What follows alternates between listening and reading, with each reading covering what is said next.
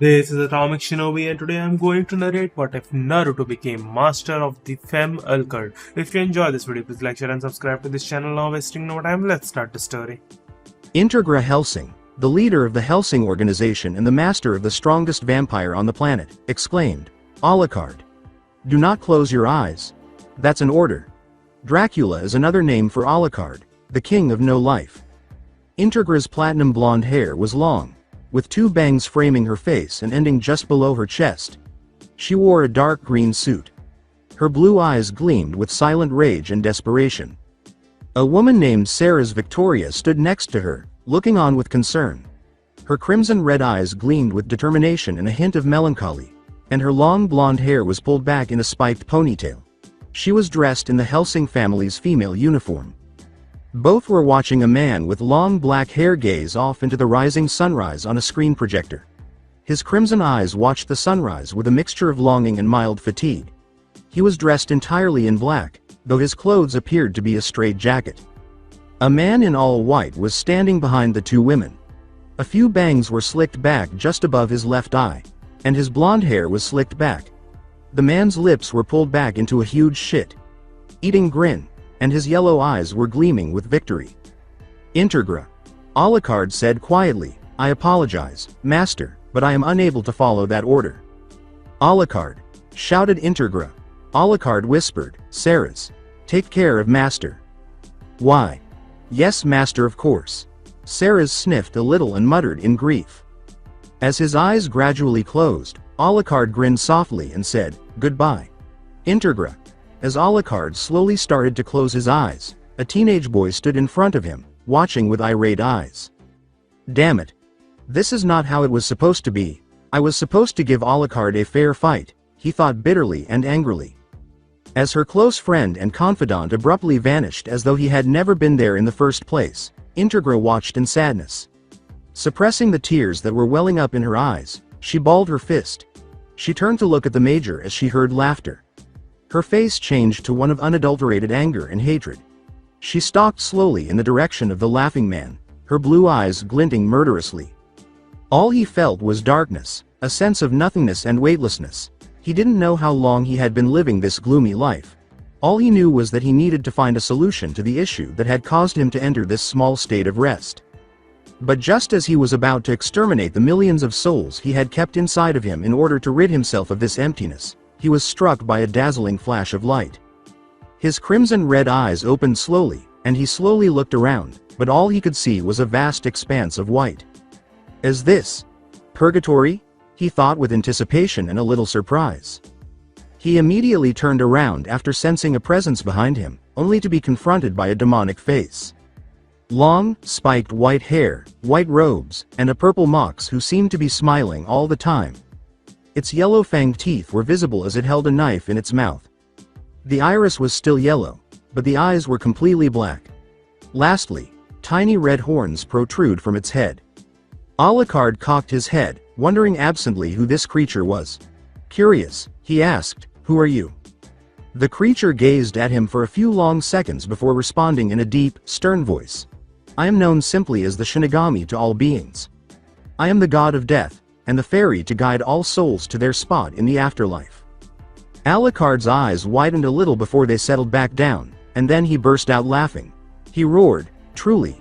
How curious and wonderful! I had always wondered what death was like, and now I finally have experienced it. So tell me, what is my spot in the afterlife?" "It's hell, isn't it?" he replied with a big grin. The Shinigami raised his head slightly. "You are mistaken. You are not dead. You are experiencing a near-death experience. While your body in the living world was destroyed, you are somehow still living on. Perhaps it has to do with the fact that there are millions of souls within you that are still sustaining you," the Shinigami clarified. Looking at the death god, Alucard scowled a little but then smiled again. With a shit-eating grin, he said, "I see, so tell me. What happens now, Shinigami-san? Am I to forever remain here in limbo with only you as company?" Shinigami began to hum. "I am not certain. You were not expected to die until the end of your world, yet here you are. I cannot send you back to your world, seeing as you technically died there, despite you somehow still living on. Although, there is always that option," he thought. Alucard raised an eyebrow and inquired curiously, what option would that be? Shinigami gave him a strange look, as though he were passing judgment on the vampire. I could use my power, and randomly send you off into a different world altogether, however I would demand compensation for such an action. And I would alter your true form into something else. Alucard gave the death god a curious look and blinked once. Why would you need to alter my appearance? Shinigami's expression was unreadable as she gazed at him. By sending you into another world, you are essentially starting a new life, thus the need to change your form into something else. You would live a new life. There wouldn't be much of a difference, you would still retain your powers, abilities, your souls within you, and your memories. You can choose to live your new life however you wish. You can even choose to live as a servant to another human should you choose to. Alucard gave the Shinigami a curious glance. He knew that eventually he would have to leave Ceres alone, even though he didn't want to leave her and his master Integra alone. He wanted her to become independent and make her own decisions because he couldn't watch over her all the time. Something that wouldn't occur if he was always keeping an eye on her. Integra was aware that he would eventually either be resealed or his master would die of old age. He was forced to accept it even though it tore at his immortal, blackened heart. Both Ceres and Integra had steely wills and resolves, and they were strong. He had faith in them and knew they would use millennia to win the battle. He looked at the god of death and said something. Before I give you my answer, I'm curious. What would the compensation be? And wouldn't Cammy have a problem with this? To answer your first question, my compensation is simple. I want 20,000 of the souls that you have consumed. Why would you want only 20,000? Most of the souls that you have consumed are those who have committed various sins and heinous crimes during their lives. However, you have also consumed various innocents as well. With my eyes, I can tell apart the innocent souls, along with the corrupt souls within you. 20,000 innocent souls are within you. That is my compensation. Allow me to take those 20,000 souls. Alucard gave a small smirk of surprise and amusement. I guess there is such a thing as being in the wrong place at the wrong time. Really? 20,000 innocent souls live within me? Didn't know that. I just assumed they were nobodies. Pondered the no-life king. Very well then, I'll let you take those souls, not like I have another 3 million in there or something. Shinigami smiled and continued, as for your second question, do not worry about my brother Cammy. I am his brother, I am certain I can convince him to agree to this. If I can't, I'll just get Yami's assistance. Alucard gave a small nod, and the king of no life smiled expectantly. So when are we getting started? With that, Shinigami buried his hand in Alucard's chest, shocking the no-life king with a little grunt of surprise. Right now, but first. My compensation. It was odd and painful to feel the Shinigami's cold hand piercing his very soul. But he could bear the suffering. After being shot to pieces, he quickly changed his ways. He was just like those pitiful and frail vampires from his world if he couldn't handle this. The Shinigami produced hundreds of tiny blue orbs that hung just above his hand a few seconds later. When Shinigami opened them again after clenching his fist, the blue orbs had vanished. The compensation has been taken, and now, it's time to alter your form. Which form would you prefer? The god of death demanded. Alucard sighed. Form does not matter to me. I do not care what form I take, so long as I'm at least familiar with it, then I'm fine with it. Very well, said Shinigami. Alucard suddenly sensed that his entire body was changing without his permission. Before long, he could feel his own body shrinking while her hair grew longer. His whole body began to transform into something he was familiar with, a form he had only recently assumed to have sex with Walter. In his hand, the Shinigami created a mirror, which he then gave to Alucard. Alucard accepted the mirror, and his reflection did not surprise him. Her feminine form. Her forehead was covered by her long, silky black hair with bangs as the 14-year-old face gazed back at her. Her gaze was met by the red, scarlet eyes of a woman. She was wearing the white outfit she usually wore when assuming this form, complete with a white hat on top of her head. According to Alucard, my girl form. But she was taken aback. A gentle, melodic tone took the place of the masculine voice she typically used when he was a girl. She was sure she could make her new voice a little more sinister, but it was still strange. She was, after all, Alucard. The key. Queen with no life. When Shinigami touched Alucard's hand, The seal that bound her to the Helsing family vanished from her gloves. You did say a form you were familiar with, so I ended choosing a form that you used just recently. One more thing. Subsequently, Shinigami reached into Alucard's form once more and extracted a familiar form. Oh. The reason Alucard was in limbo now lay in the Shinigami's hand. He had black cat ears on top of his head and blonde hair that stopped at his mid-neck. The person smiled nervously, with purple eyes shining and a sheepish chuckle escaping. With a deadpan tone in her voice, Alucard said, "Oh. It's you. What's your name again?" "It's Schrödinger," he exclaimed, his eye twitching. Alucard smirked broadly and flashed her fangs as she said, "I'll just call you Dinger." Her crimson eyes sparkled with desire for blood. Schrödinger swallowed. Shinigami threw the catboy into a portal after saying, "Schrödinger, you are going to be suspending quite a bit of time with Yami. I do not pity you." There was nothing but darkness that Alucard could glimpse, and those were black flames, right? Shinigami said, "Now then, as per our agreement, I shall now send you randomly into another world. Are you prepared?" Which caused Alucard to smile expectantly. Shinigami waved a hand over Alucard's head and said, "One last thing." Suddenly, the No-Life Queen was struck with visions and the ability to make a servant seal, like the one the Helsing family used to force her to serve them. Alucard shook her head to clear the cobwebs and asked, "Why would you give me this knowledge?" Shinigami held out his palm, and a green portal appeared above it. "You forget that I told you. You can choose to become a servant to someone else should you choose to. The knowledge is merely there should you really do choose that course of action. Now then."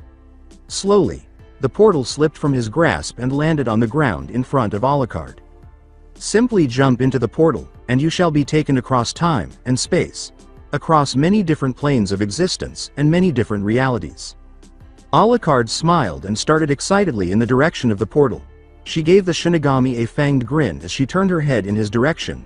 She gave a little mocking bow and said, "It's a pleasure doing business with you, Shinigami-san."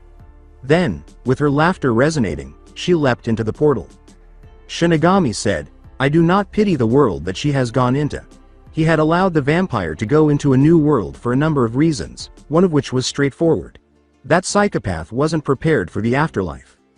Alucard stared up at the night sky with the full moon hanging in the starry sky as soon as she finally found the portal after what seemed like an eternity. Alucard flashed her gleaming fangs in a smile. With her scarlet eyes glimmering with bloodlust, she chuckled sinisterly and remarked, "What a wonderful night. A wonderful night for a drink." Smelling the air, she tried to detect any living thing's scents. And she succeeded in detecting the scent of a great number of people farther into the forest, and even more people a little farther away. Well, maybe they're fighting a war right now, she pondered. But when she smelled the blood, she became alert. New blood. Her crimson eyes immediately focused on a pool of red liquid. She smiled broadly as she moved closer to the bloody puddle. With haste, she dropped to her knees, her head cocked like a predator over the blood. She gave the pool of blood long, savoring licks as her tongue slowly came out of her mouth.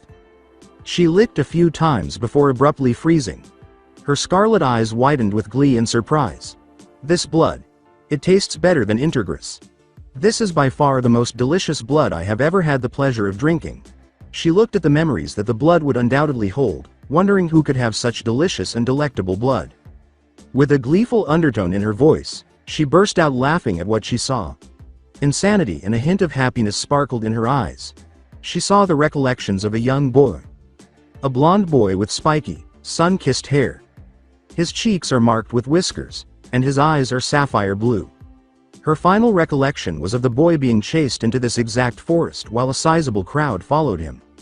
She was able to sense the boy's feelings through the blood as well. Hopelessness, fear, desperation, and the will to live. But the determination to persevere through any circumstance and never give up. Additionally, she had a better understanding of the blonde boy's heart. The boy's kindness and compassion went well beyond her expectations.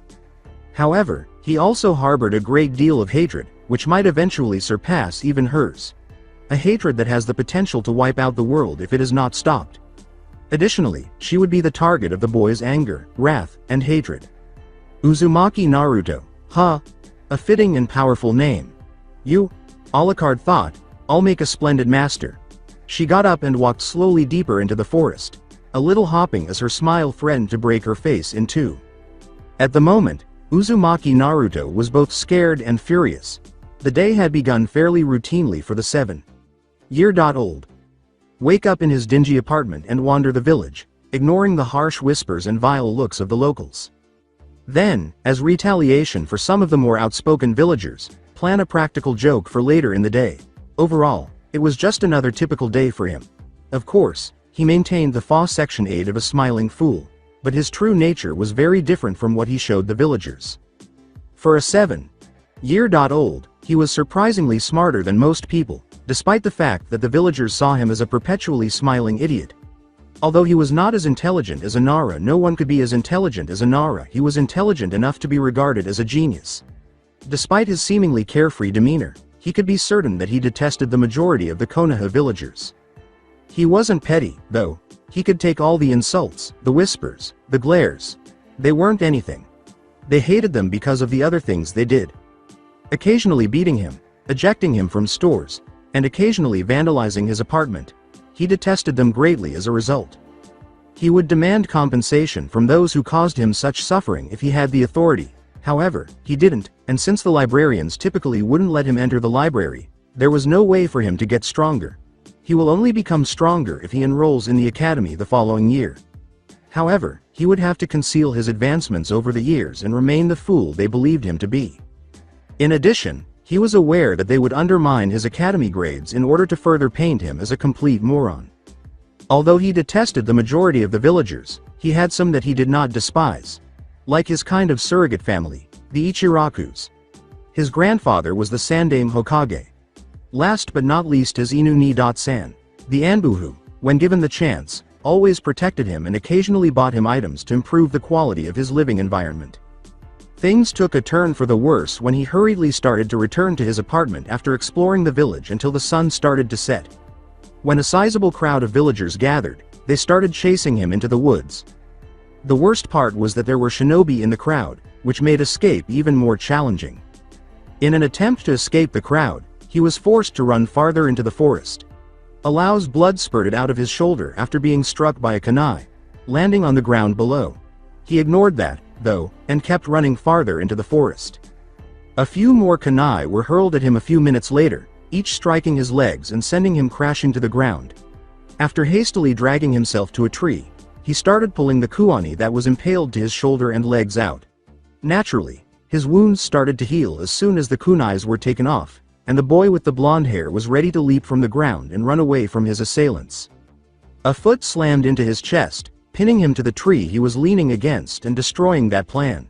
And as the crowd started to move in with the intention of hurting him and beating him senselessly, he experienced desperation, fear, and slowly building rage. And that's what got the blonde into her current predicament. He curled into a ball to protect his torso from the beating he was receiving from the mob. This went on for a few minutes before they stopped, and the blonde could hear the voices of the mob as they all started to declare that it was time to complete the task that the Yondaime had begun. As he observed that they started to draw bladed weapons, each designed to rip into Naruto's flesh, his panic grew. However, gentle, menacing laughter pierced the forest before they could carry out their plan to maim the blonde. Truly you dogs amuse me so. You are so weak that you must beat on a child to prove you are strong. How weak and pathetic each of you are. The villagers all glared in the directions they thought the voice was coming from, unnerved by the fact that it seemed to be coming from everywhere. As the others shouted in agreement, one of the villagers roared, "We do not know who you are, stranger. But that is no child. It's a monster in human skin." The voice started again, "Oh? A monster you say?" Everyone in the village nodded, and their complaints that the blonde was a monster were taken seriously. Naruto was certain that whoever was observing now thought he was a monster, and he felt all hope being melted away.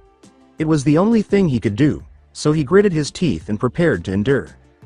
But as the shadows started to rise and take shape, the forest fell eerily silent. As the shadows took the form of a girl no older than 14, everyone watched in shock and terror. Her bangs covered her forehead, her long black hair cascaded down towards her back, and her eyes gleamed with bloodlust.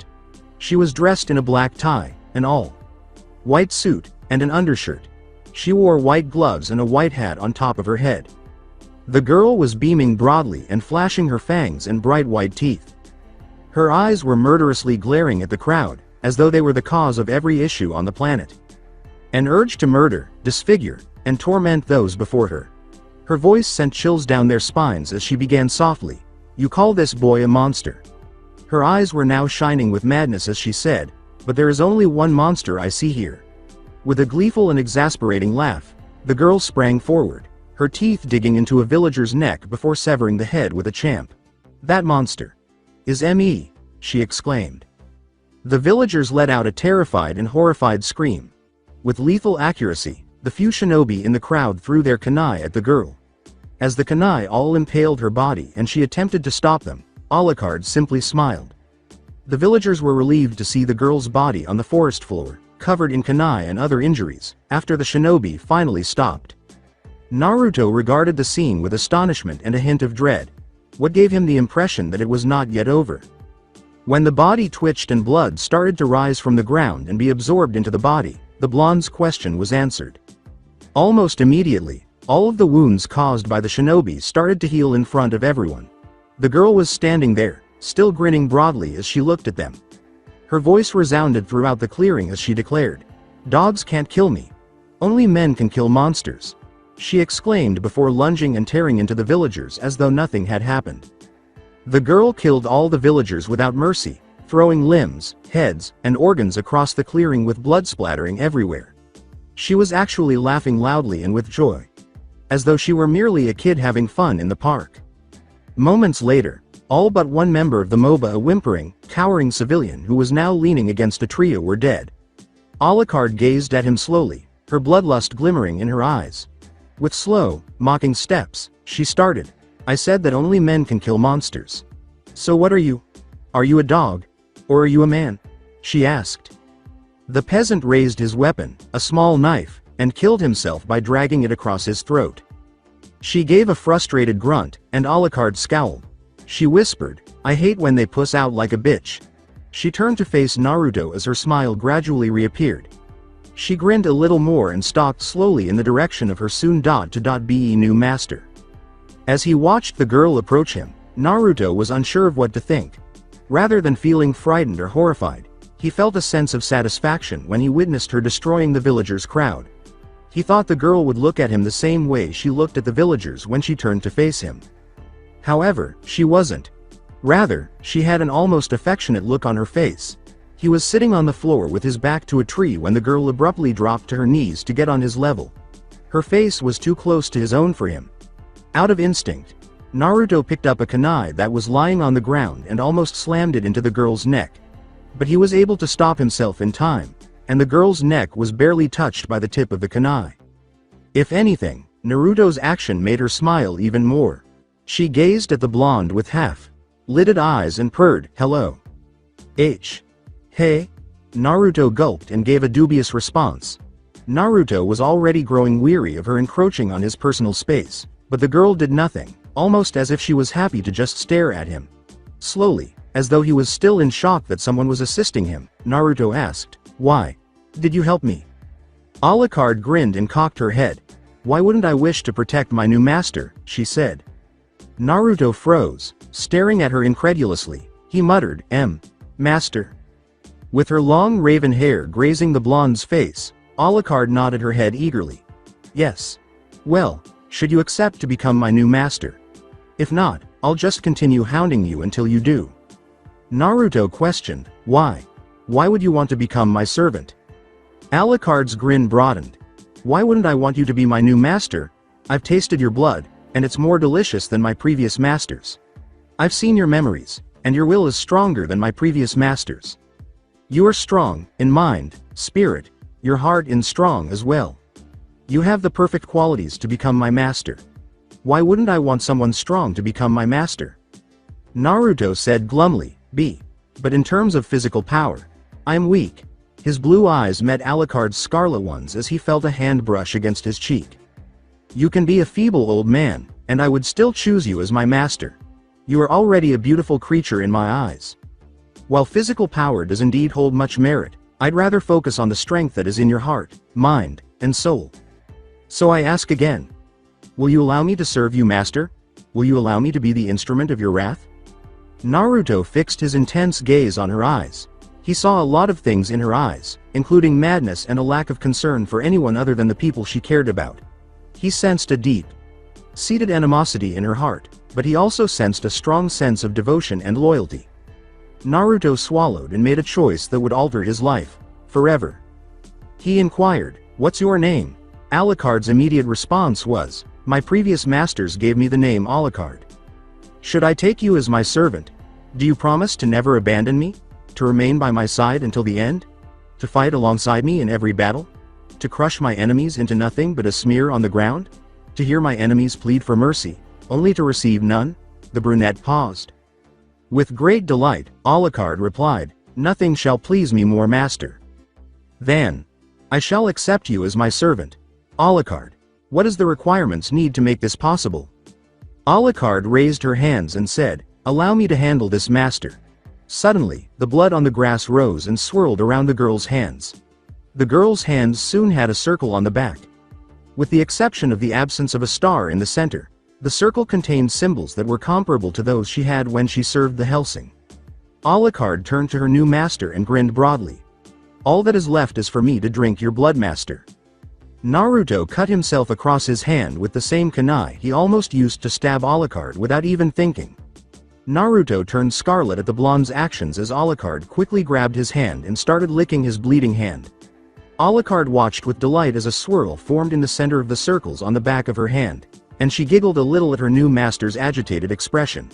Before they became dull, the runes shone brilliantly. She took the blonde gently in her arms encircling the blonde's body, her head resting on his, a big smile that almost made her face splint. "The sealing is complete, master. I am now under your command. I will follow any order you give to me, and your wrath is now my wrath. Your sorrow is my sorrow. Your hatred is now my hatred. Your enemies are now my enemies. I shall kill thousands, millions, billions in your name, master. All you must do is give the command," Alucard said with a smile. As Alucard held his form close to her, Naruto whispered, his face flushed, "That sounds nice." The events of the day soon caught up with him, and he felt tired, as evidenced by the dropping of his eyelids. Alucard whispered in his ear, "Rest, master. I shall deal with everything until you awaken." Following her advice, Naruto let sleep take over and involuntarily cuddled up in his new servant's arms. There was silence in the clearing for a few seconds, and then Alucard started to shake. Her body was trembling violently when she abruptly threw back her head and burst out laughing. Any predators drawn to the smell of blood were deterred by her crazed laughter, which reverberated into the night itself. She had a scarlet glow in her eyes that was visible for miles in the night. Her fangs are visible to everyone. Smirking with his fangs and letting out another bark of laughter, her new masters take shape as the shadows swiftly encircle her after they started to rise. Before the shadows ate them up and they vanished from the clearing, she clung tenderly to her master. Inside Naruto's apartment bedroom in the village of Konoha, at the opposite end of the forest, the shadows grew larger and more massive. The shadows splintered apart, almost like a frayed cape, revealing Alucard's form, gently but firmly grasping her master. Alucard lowered her master slowly on the room's sole bed. She gave her master's sleeping face a smile before frowning and surveying the apartment. "What a repulsive and shameful place. This is far less than what my master deserves. Maybe," she thought, "I can make this place much more appropriate, but first things first. Since there are no other residents in the apartment building, I can presume that they departed because they were uncomfortable living close to my master. I can feel the owner of the building a few floors below, so he must be the only other person living here." A smirk took hold of her vampire face. She gave herself a sadistic giggle. She phased silently through the ground below her, then through the floors until she came to the floor where the owner resided. She stalked quickly down the hallways, rounded a corner, paused at the door at the end, and knocked multiple times. A man in his 30s opened the door a few moments later. The black hair on his shoulders weighed heavily on his head. His black eyes were irritated. "What do you want now, demon brat?" The man paused when he noticed that a girl with long black hair wearing all white had taken the place of the blonde brat who lived a few floors above him. Compared to Yuhi Kurenai, she had red eyes, but they were much brighter and had a more They gleamed sinisterly. The girl was clearly of noble birth, based on the expensiveness of her attire, but he did not know who she was. As a result, his attitude completely changed. He said, "How may I be of assistance, Oju?" Sama, in a courteous and amiable way. Alucard refrained from frowning at the man before her. She had become accustomed to her telepathic powers and could immediately sense the clear animosity toward her master. She needed him alive for the time being, but she wanted to kill him right away. Perhaps her master wouldn't mind if she had a snack once his use was no longer necessary. Then Alucard said, "Yes. I was hoping we could discuss the ownership of this building," she replied. "What do you mean?" the proprietor inquired, sounding perplexed. Alucard raised her hand in response and touched the man's head with her finger. She whispered, her eyes a dark crimson, "You are going to invite me to your room, and you are going to bring me the deed to this apartment complex." The man's eyes were a dull red, and he said hollowly, "Yes, of course. Please come in, I shall bring you the deed." Alucard smiled as he entered through the door. Her crimson eyes flashed as she let out a sly laugh, and she used her telepathic powers to force the door shut behind her. There was a long period of silence outside the room before a moment later there was a short sound of pain. It was cut off. Naruto groaned as the sun shone on his whiskered face the following morning. Glaring at the sunlight streaming into his room, he opened his eyes. He stood up and yawned slowly. He scratched his head, and all of a sudden his brain was attacked by what had happened the night before. In a panic, he scanned the room for any indication that anything had occurred the night before. Unfortunately, he found nothing. The blonde scowled as she examined his hand. He whispered, "Was it all a dream? Was that girl even real?" A quiet voice next to him said, "I can assure you, master, that I am quite real, for if I wasn't, then how could I be standing in front of you?" The blonde turned his head and blinked, red crashing into his eyes. The blonde leaned back, blinking quickly, and he saw the girl from last night. Her face was inches from his, and the red color of her eyes was what was obstructing his vision. Before he leaned back, he could only see the color of her eyes because she was so close. Despite giving the blonde a broad smile, the girl stayed put and did not shift from her spot. Slowly, as though he was still unsure that she was real, Naruto said, "Alucard." The first thing Alucard said was, "Yes, master?" Instead of answering right away, Naruto blurted out the first thing that came to mind because his thoughts were still on what had happened the night before. "What are you?" was his direct question. He was never discreet, to be clear. Then, with a sick smile, Alucard replied, "I am a monster master. A vampire." Bewildered, Naruto blinked and said, "Vampire?" Alucard purred and nodded enthusiastically, "Yes." With that, the 7-year-old blonde said, "Then, why aren't you burning in the sunlight? You standing right in front of it." Indeed, the girl was standing squarely in the path of the sun. With a hint of arrogance in her voice, Alucard responded to her master's question with a small laugh. "I am a special vampire master. I have an immunity to all the weaknesses a normal vampire would have. At best, sunlight is but a minor annoyance to me." At her, Naruto arched an eyebrow and said, "Prove it. Show me your fangs." She was not a true vampire, even though he did recall her licking his blood the night before. Alucard responded with a broad smile, her teeth showing through her parted lips. Naruto gazed at her teeth with wide eyes. He was able to distinguish between real and fake teeth. First of all, when cleaned, artificial teeth were less radiant than natural ones. In general, their color didn't change. Additionally, he was able to detect scents that a dog could detect with his nose. Depending on the material they were made of, fake teeth had a scent similar to rubber, metal, or even wood. But there was no smell of any of them on Alucard's teeth. As a result, she was an honest vampire, and their fangs were honest to God. Naruto muttered, "You really are a vampire." With a smile on her face, Alucard nodded. Slowly, Naruto raised his arm and extended his hand to Alucard. He paused, waiting to see if Alucard would raise an objection. Instead, she stayed there, her scarlet eyes fixed on his, still grinning broadly. After swallowing, Naruto touched Alucard's cheek. It was chilly, however, simultaneously, it was consoling to him. As the blonde curled into her master's touch, Alucard leaned into it and closed her eyes. She had rarely received a single touch from the woman back when she worked for Integra. She relished the sensation of her master's touch. She opened her eyes to find her master's other hand resting on her chest after feeling a hand on it. She heard him whisper, "No heartbeat." The no-life queen, feeling playful, put her arms around her new master and whispered in the blonde's ear. "Why, my new master is so frisky and perverted. If you wanted to experience a woman's body, all you had to do was ask master."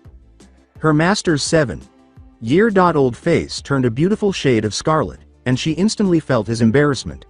Cutely, his blue eyes trembled. No, why you got it all wrong. I was just curious if you had a heartbeat." Alucard gave her master a chuckle. He was a lot of fun to play with and tease. She would love spending time with him. After a few moments, there was a relaxed silence as Alucard was happy to hold her master and Naruto relished the Alucard's hug. Her boy enjoyed being held by her even though he was cold and had no heartbeat. There was nothing he would trade for the warmth of her presence. Naruto caught her eye and said, "Alucard, last night you said you would never abandon me. That you would remain by my side until the end. That you would stick by me no matter what. Did you mean it?" Alucard nuzzled her cheek against her master's hair and grinned earnestly at him. "I meant every single word, master."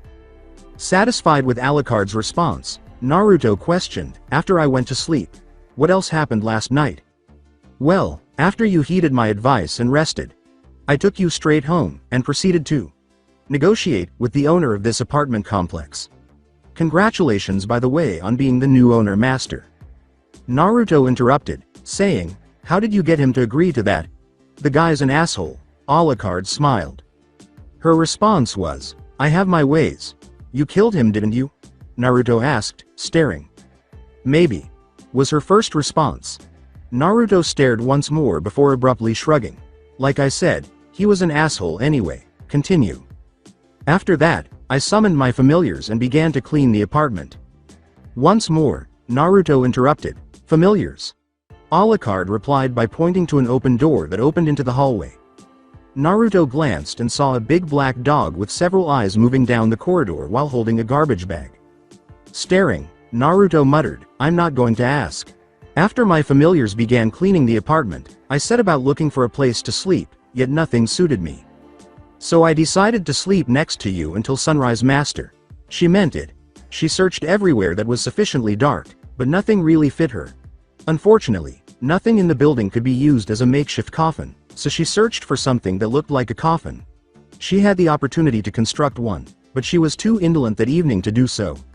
Before leaving this world, she wished she could have avoided leaving her coffin behind, but what can you do? Because she had few other choices, she chose to share a bed with her master. In addition, she did like the warmth of her master.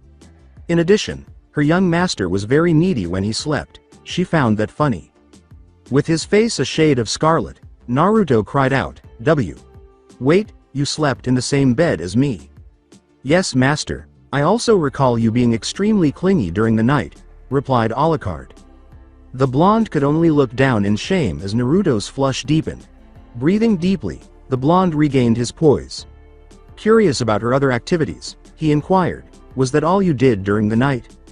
She replied, "That was all, master."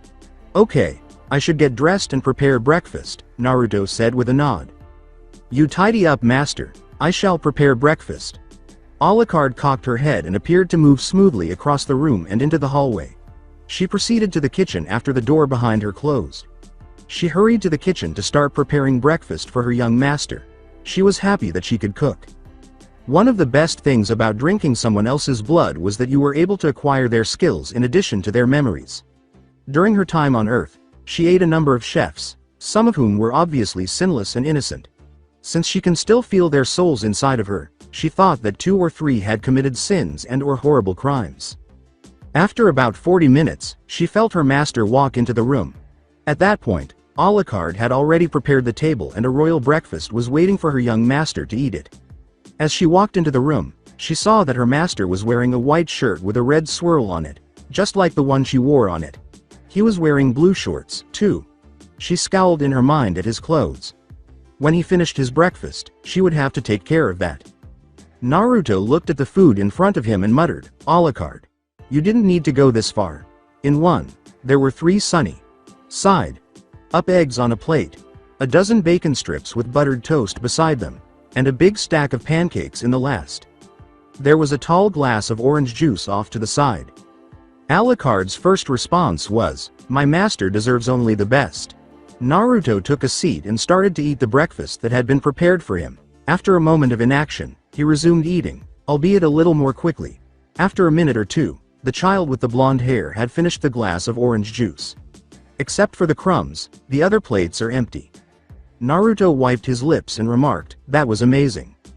Alucard smiled with satisfaction and said, "I am pleased you think so, master." She made a small bow. After giving the vampire girl a smile, Naruto scowled a little. He questioned, "Why didn't you eat anything?" "I'm a vampire, master. All I require is blood." Alucard laughed. The blonde with the spiky hair whispered, "Blood, huh?" He reached into his pocket and took out the kunai he had saved from the previous evening. He buried the kunai in his flesh, holding it at the base of his palm. Repressing a cry of agony, he took off the kunai and extended his bloodied hand to the girl with the scarlet eyes. Naruto's bleeding hand was the center of Alucard's attention. She approached her master gradually and took his hand tenderly. She raised it to her lips, let her tongue slip out of its hiding place, and started licking the blonde's bleeding hand. Despite feeling flushed, the 7-year-old suppressed it. He was not as innocent as people believed based on his lifestyle. In general, he had the mindset of a preteen, even though his body and, to some extent, his mind were still that of a child. After consuming enough blood, Alucard paused and reclined. She released the blonde's hand and said, "Thank you for the meal, master." Naruto nodded absently, observing the healing of his hand. When it was fully healed, the blonde got up and walked over to the door. Intending to depart from the apartment, he felt Alucard's hand on his shoulder, allowing him to take another step. He chose to listen to her after giving her a perplexed look. "Master, before you leave, I suggest a change of attire. I will not allow my master to walk in such filthy clothes when you deserve better," she said. With a frown, Naruto muttered, "These are the only clothes I have." "Don't worry, I'll take care of it," Alucard said. She snapped her fingers, causing the shadow to rise and engulf Naruto's body, causing him to yell in shock. Naruto's new appearance was revealed when the shadows parted a moment later. In addition to his black suit jacket and black trousers, he was wearing a white dress shirt. He wore a black hat on top of his head and a crimson tie. Alucard regarded it with a frown. "No, it doesn't suit you, master." She snapped her hands, and the blonde's body was once more covered by the rising shadows. This time, the blonde was wearing robes, which was a completely different outfit, when the shadows parted once more. The robes included a white sleeveless surcoat, leather footwear, trousers, a light gray long-sleeved hooded shirt with a dark brown leather wrapping that was sleeveless, and leather calf and arm braces. Star Wars: The Force Unleashed, Jedi Adventure robes. The shadow rose and engulfed the blonde again as Alucard hummed, "It's good, perhaps when you age more, master. Perhaps a simple yet elegant yukata shall suffice." A moment later, they parted, and Naruto was seen wearing a crimson red yukata. The clothing was decorated with what appeared to be several yellow swirls that resembled whirlpools. They were arranged so tastefully and in such a way that Naruto might have passed for a prince. In actuality, he was perfect, chirped Alucard. Naruto gave her a deadpan look as he gazed at her. What did she call simple? Given how regal it appeared, this yukata would most likely be worth a small fortune. He thanked Alucard for her assistance, shook his head, and got ready to leave the room. But he paused and gave Alucard a questioning glance because it appeared that she would follow him. Naruto said, "You're coming with me." With a small smile, Alucard said, "Why, of course, master. I'm not going to let you walk around alone in this disgusting village full of worms." Naruto scowled and said, "But, if anything, they might try to take you away from me." "They can try, master. But I do have a method to follow you without anyone ever noticing," she said. After a brief moment, her form began to gradually blend in with Naruto's own shadow, eventually becoming fully integrated with it. Naruto asked, blinking owlishly, "Alucard?" "Yes, master?" The voice of Alucard echoed in his mind. After a few moments of scanning his surroundings, Naruto fixed his gaze on his shadow. "You're talking to me in your head, aren't you?" he pondered. "Correct, master," she responded. "I understand," Naruto reflected. "This was very, very helpful. They could stay in constant communication in addition to her being with him virtually all the time. Alucard. Some of the villagers may glare at me and whisper derogatory things at me as we stroll through the village. Don't harm him in any way. But Mystera. No buts. I'm capable of handling glares, whispers, and insults. Glares are just eyes staring at me, and insults are just words. They are unable to cause actual harm. But you are free to deal with them however you see fit if they attempt to cause physical harm, Naruto concluded sharply. Alucard had the coldest smile on her face, and he didn't even need to see her to know it. Of course, Master, she said at last. Naruto nodded in agreement with her response before heading out of the apartment complex and into the streets of Konoha. The blonde was subjected to harsh insults and glares from various villagers during his trek. In addition, Naruto's attire caught the villagers off guard, leading them to believe that he had stolen it from a nobleman. Naturally, Naruto ignored them. I'm happy to just ignore them. Alucard, however, was not satisfied with Naruto's simple disregard for them. The blonde's shadow would occasionally twitch and squirm. Although it appeared at times that they would strike out and murder the villagers, they refrained from doing so. Rather, they barely restrained themselves. The different shinobi in the crowd noticed, but they prudently decided not to ask any more questions. The civilians were unaware of this. Rather, they attributed it to Inara keeping watch over the blonde. When Naruto arrived at the park a few hours later, at noon, he could only watch with envy as children his own age played together. Among them are a girl with pink hair and another with pale blonde hair. His jealousy increased as he glanced to the side and noticed the joyful, affectionate faces of those children's parents. How he wished someone would look at him with eyes like those rather than the typical ones of scorn and hatred. Through their mental connection, he heard Alucard say, "It's okay, Master." There was a soft voice whispering in his ear shortly after he felt arms wrapped around him and his tiny body pressed against another. "I am here, Master. I am all that you require. Those offspring of the filth you see before you will only drag you down. You reside on a pedestal that they will never attain, Master. Such filthy dogs are not worthy to call themselves your friend. Friends are below you, Master. Do not bother with such useless things." After a moment more of staring at the scene, Naruto turned to face Alucard. Before his mind could process it, he knew his answer after just one glance into her adoring eyes. "You're right. I don't need any of them. You're all I need." Naruto turned quickly and walked down the street without turning around. Alucard smiled, merging with the shadow of her master. "I used to be a fledgling who loved me and a master who could order me to kill dozens of people without feeling guilty. Right now, I now have a master who will only love me and who won't be constrained by loyalty to other causes or attachments. However, he might only be loyal to this Ichiraku family and the Sandaime Hokage. But I will have his love. A master who will not keep me imprisoned and who does not hate me. A master who would only love me. Really?" As Naruto's shadow developed a huge smile and two eyes gazed lovingly and devotedly at his back, Alucard thought, "This makes me blissful." As they started to move into a more populated area, Naruto's shadow swiftly returned to its usual state. "My master will never be taken away. I alone will determine who is deserving of him because he is my master. Those who wish to be with my master and attempt to remove him will need to pass through me." As she focused more on her master's surroundings, Alucard asked herself if she was possessive and offered her final thoughts.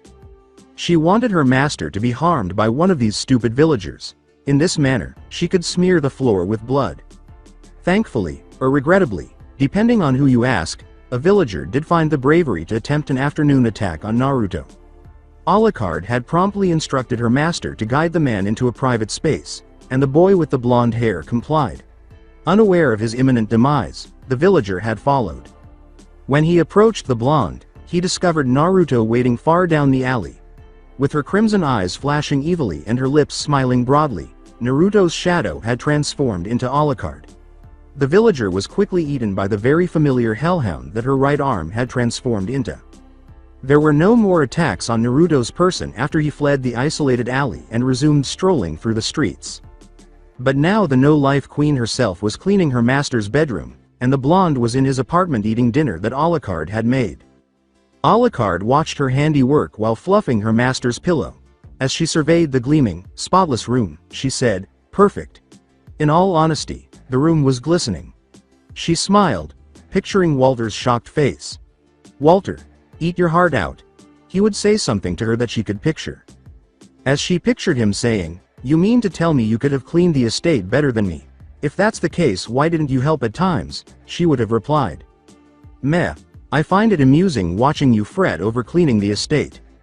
Unfortunately, she wouldn't be missing Walter for long. Alucard was happy with her work and was about to leave her master's room when she noticed something that truly caught her off guard.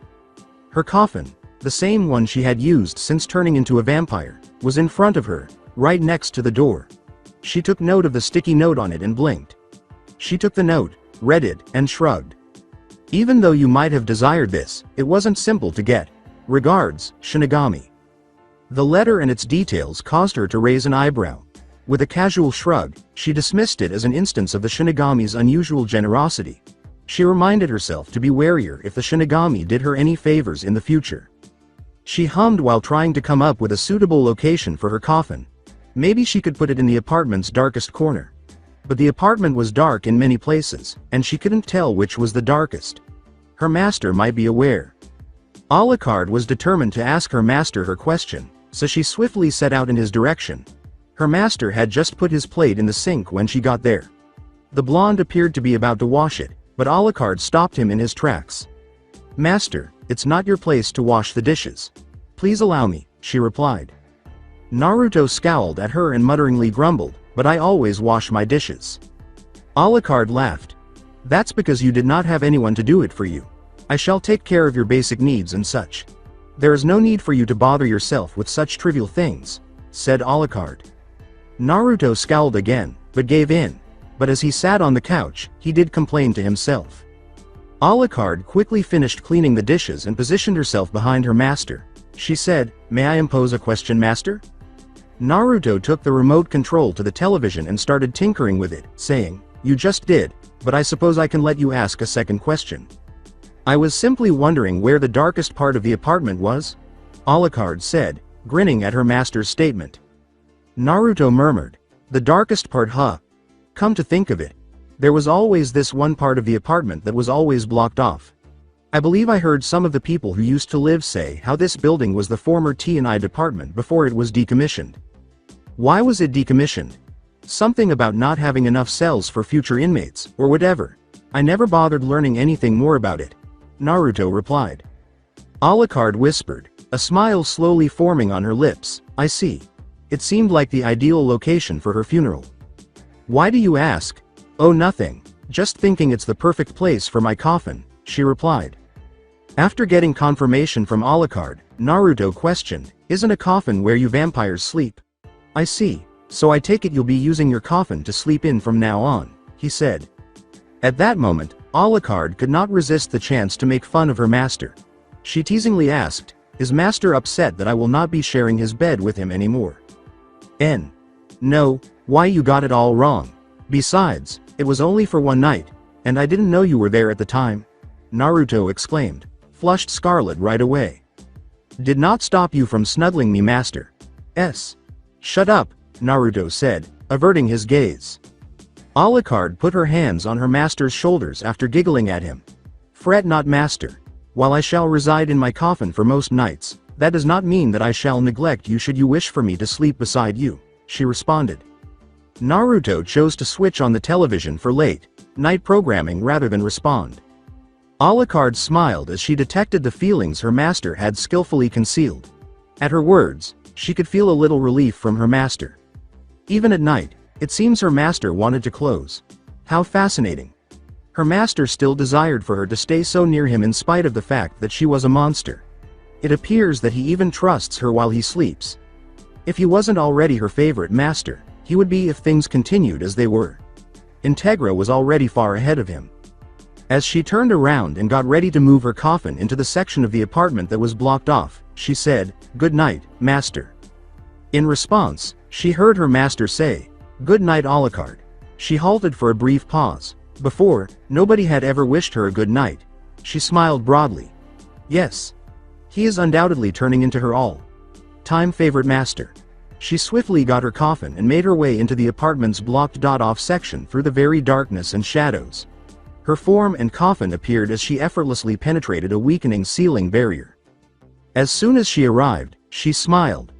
The room was large, and several cell doors were open. The bars of each door were slightly bent and rusted. There was blood on the walls and floor, and there appeared to be a small amount of a sinister mist. She heard faint, far-off echoes that sounded like screams. When she recognized that it was actually the echoes of the past, she smiled. A variety of torn and burned books were on the floor, and broken chairs were scattered throughout the space. She didn't think it was all that bad. She would have to do some cleaning and deal with the reverberating voices, which would obviously get annoying. She called her familiars right away and told them to tidy up the area while another half would deal with the reverberating cries. She even witnessed the Helsing family, who were experts at vampire hunting but also performed exorcisms despite their lack of experience, perform them. She was therefore aware of the foundation for driving out any residual spirits. She placed her coffin in the center of the room, opened it, and lay inside, confident that her familiars would clean and properly exorcise the space. A few moments later, the coffin closed. In the shadow of the coffin, her scarlet eyes glowed before slowly closing. She was unable to wait until the following day. As her master got ready for his first day at the academy, Alucard observed with interest. Although it had a different design this time, her blonde master was dressed in the same style of yukata that she had given him a year prior. This time, the yukata was decorated with a huge array of storm clouds that were all circling and centered on the back of the structure. The storm clouds were all a light blue, and the yukata itself was black with crimson trimmings. Although they were few in number, they were also dispersed along the front of yukata. In relation to her master, the boy she had met more than a year ago, who is now 8 years old, was just steadily finishing his breakfast. Compared to when she first met him, the boy's movements were a little more elegant and sophisticated. Alucard was pleasantly surprised by her new life and master after a full year had gone by. Their lives had been better off ever since the night they first met. She observed that during her first few weeks with her master, he pretended to be a fool in front of the villagers and hardly ever displayed intelligence in front of anyone other than those he trusted. Naturally, when Alucard questioned why her master was acting like a fool, the blonde replied that the villagers would attack him if they discovered his true intelligence because they were afraid the demon was growing too strong. Alucard contended that since she would defend him until the very end, he wouldn't need to be concerned about attacks on his person. After a while, her master eventually managed to come out of his shell and show the other villagers who he really was. Attacks on his person have increased in frequency and audacity since then. But the villagers could never approach her master within 6 feet because she used her power over the darkness to either scare them away or almost kill them with heart attacks. She would tell her master to go into a remote, dark place so she could deal with them if they followed him. She would appear there and swiftly but brutally murder them. When there was a shinobi present, she enjoyed herself more.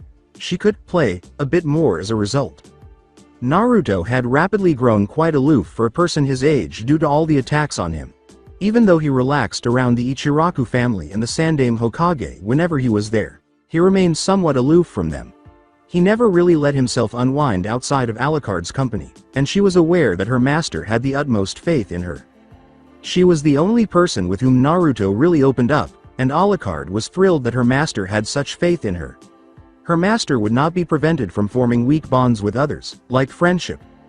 That was the only concession she was prepared to make, even though he could appreciate the sense of camaraderie. Her master would benefit greatly from having allies, ideally strong ones. Ones with significant influence, etc. But she would not permit friendships or other attachments. Such things, in her opinion, held one back. She would make certain that her master would take command right away and would not second-guess his choices. Friendships and other attachments would soften him, leaving room for both current and potential adversaries to exploit him. Furthermore, her master only needed herself as a friend, and no one else was needed. In the village, he had become well known among kids his age due to his icy demeanor toward everyone. To the chagrin of the civilians, some of the girls had developed rapid crushes on the blonde, while the majority of the children thought he was the coolest kid in the village. A couple of popular girls named Sakura and Ino had even taken notice of the blonde. The blonde, of course, mostly chose to ignore them and never speak to them at all. Naturally, that increased the visibility of their crushes on him. Alucard was both amused and irritated. She found it amusing since she was aware that they would never have given her master any attention if he had kept on wearing the mask of stupidity. They were attempting to win her master's love, which irritated her. Such an act would not be tolerated by her. She would have preferred to just kill them, but Naruto had made it clear that she could not kill anyone unless they were an enemy or were trying to hurt him physically. Although she was prohibited from killing them, her master made no mention of frightening them. She recalled the screams they made as she telepathically gave them nightmares, which caused her to feel a sadistic pleasure. The two girls would rush to their parents' room right away, sobbing as they told them that they would be eaten by several multi-eyed dogs. Naturally, there was also the period when she would hide in their closets and terrorize them with ominous whispers and the false impression that blood was leaking from them. In addition, a ghoul emerged from their closet. The whole village was literally awakened by their cries of fear. Naturally, most people assumed they were experiencing nightmares as soon as they learned the reason behind their frantic screams. Since it would be extremely suspicious if they continued to experience nightmares, Alucard made it a point to give them one at random each month. When her master found out what she was doing, he didn't express disappointment or forbid her from doing it again. Instead, he just shrugged and said that since it wasn't physical harm, it was acceptable. Another factor is that, prior to his fame, those two girls appeared to have forgotten that they frequently started arguments with the blonde and even incited other children to join forces against him. The knowledge of her master growth is now available. He would typically be ejected by the librarians as soon as he walked in, but with Alucard by his side, he never had to worry about that again. If they insulted her master, she would either put them in a terrifying illusion that would cause them to go into cardiac arrest, or she would simply use her hypnosis on them to guarantee that her master would always be permitted entry. Her master still forbade her from killing them, so of course she was limited to that. What a shame. Unfortunately, the library didn't have any shinobi materials that could help her master get stronger because it was primarily for civilians. The only noteworthy items were a single chakra exercise called leaf balancing and books that, surprisingly, contained some combat styles.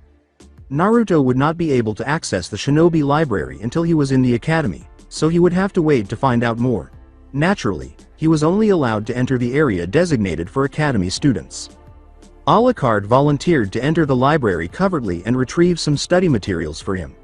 Naruto consented, understanding that clan heirs would receive special training for the academy in the form of their parents, and gave her instructions to collect some basic supplies intended for genins. Naturally, he also told her to exercise extra caution. She obtained the necessary materials for her master after successfully entering the shinobi library. Tree walking is a chakra control exercise, 3C ranked jutsu, and some basic D ranked jutsu. These jutsu included transformation as the D ranks, basic clones, which her master is incapable of doing for jack shit, and substitution. Water style, water clones, wind style, wind palm, and fire style. Grand fireball were the 3C ranked. Now that they knew how to train, Naruto and Alucard quickly established a training schedule. The blonde would perform warm-up exercises at precisely 10 in the morning, which typically included push-ups, sit-ups, and 3 laps around the training field they were using at the time. That would go on until midday. They would have lunch after that, with the vampire herself consuming his blood and Naruto consuming either ramen or Alucard's homemade lunches. Following lunch, Naruto would practice the jutsu that Alucard had borrowed, and work on his chakra control. Although it took him almost a year, the blonde had already mastered the leaf balancing exercise and was now working on the tree walking exercise. It was progressing considerably better than the leaf balancing exercise, which was surprising. The blonde was quite skilled at using the jutsu that Alucard had acquired. The blonde could state with confidence that he would be able to perform the jutsu better than a genin, even though his skill level was not as high as that of a chunin. In order to give the blonde more fighting experience, Naruto and Alucard would finally engage in a brief spar as the sun was setting. Alucard was initially hesitant to battle her master because she was certain that he would suffer severe injuries, but after they came to an agreement, her master was persuaded to spar with her in small ways. Alucard would avoid his blows, and if the blonde was hit, she would then attack him while he was dodging. In a way, it was a tag game that they made for training. In terms of skill, Naruto was easily a match for a genin, but when faced against a chunin, he would lose hands down. The blonde was just not yet at that level. During his spars with Alucard, Naruto gained valuable experience, and the blonde adopted Alucard's fighting habits. Sometimes, Naruto would taunt others, and when he fought, he appeared to develop a sadistic side. It was almost like hers. Additionally, he was furious with someone for failing to fight him when he expected them to do so. This was started when Naruto saved a Hyuga heir from being bullied from a few kids his age. He expected the kids to support all their bluster because they were harassing a Hyuga his own age, and he immediately confronted them. When he called them weaklings, they became enraged and attacked him. Shortly after, Naruto was stomping on the leader's head as the group lay on the ground, moaning in agony. His eyes were filled with anger and disappointment as he described their pitiful weakness. Naturally, he had to halt his behavior after another Hyuga intervened and called for the Hyuga girl he had assisted. But in all honesty, the girl must have been boneless. He could tell that much just by looking at her. He detested those who picked on the weak, but he also hated those who were clearly trained but never retaliated. This indicated that she had a very soft heart and a weak will. Something that, in the kind of world they lived in, would get you killed. Alucard felt proud of her master that day, but she also wanted to tear that same Hyuga girl to pieces. Alucard has seen the girl stalking her master on several occasions since he saved her from those bullies. Naruto simply told her to ignore her since she was not causing any harm when she told her master this. But if she tried anything, Alucard could do whatever she wanted with her. She was quite happy with her master's choice. The Hyuga girl did nothing but stalk her master, which is fortunate, or unfortunate, depending on who you ask. Alucard was somewhat disappointed by that. The remainder of their year together proceeded in this manner, training, socializing, or simply relaxing until something noteworthy occurred. Alucard did make one observation, though. And that was because, in contrast to her previous masters, hers was a very forgiving person. Although he gave her more freedom, he was also able to be strict and authoritative with her. Alucard was a little refreshing. Her former masters either treated her cruelly or gave her very little freedom. True Integra was forgiving of her and occasionally gave her some freedom, but only in small doses. It's also important to remember that Alucard stayed with her master for a number of nights. She occasionally stayed up late with her master to watch scary movies and television shows. They would keep doing this until her master grew weary and dozed off on her lap. In response, Alucard would either carry him to his bed or just let him stay there while she slept and slept with him. This resulted in some rather humorous awakenings the next morning. Alucard also grew more protective and possessive of her master, who had blonde hair. She would instantly try to resist the urge to utterly slaughter anyone who even had the slightest hint of glaring at her master. It took everything she had to avoid showing up out of the blue and frightening the girls her master's age into going into cardiac arrest, even though they were starting to think her master was cute. She believed that no one was deserving of her master. Nobody had the right to look at him with their dirty eyes. Her master stepped on dirt that no one was even worthy of licking. Anyone who felt they were deserving of her master or who thought they could hurt her master without repercussions would be utterly destroyed by her. Alucard had to use all of her self-control to avoid tearing into the crowds of people who were staring at her master most of the time when he was walking around the village. She wanted to mutilate them, kill them, tear out their organs, cut them in two, and listen to their cries of horror and fear as she tore them apart. To soak in their blood while she killed them gradually in the most excruciating manner imaginable. She could still picture it. As the people of Konoha screamed as their limbs were ripped apart and their bones made sickening cracks and snaps as they broke, she laughed gleefully and cruelly. Brain fragments are flying everywhere and heads are being crushed. She ate it in front of their dying eyes while their hearts continued to beat in her hands. All of that, and so much more, she envisioned.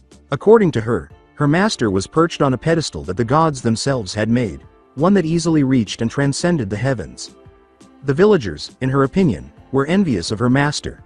She was certain of his potential, and they were envious of it. They desired for themselves the power he would eventually acquire. She refused to give him up to them. Her master was him. She wouldn't allow them to do as they wanted with her master. Her master needed her more than anyone else in his life. She was all he needed.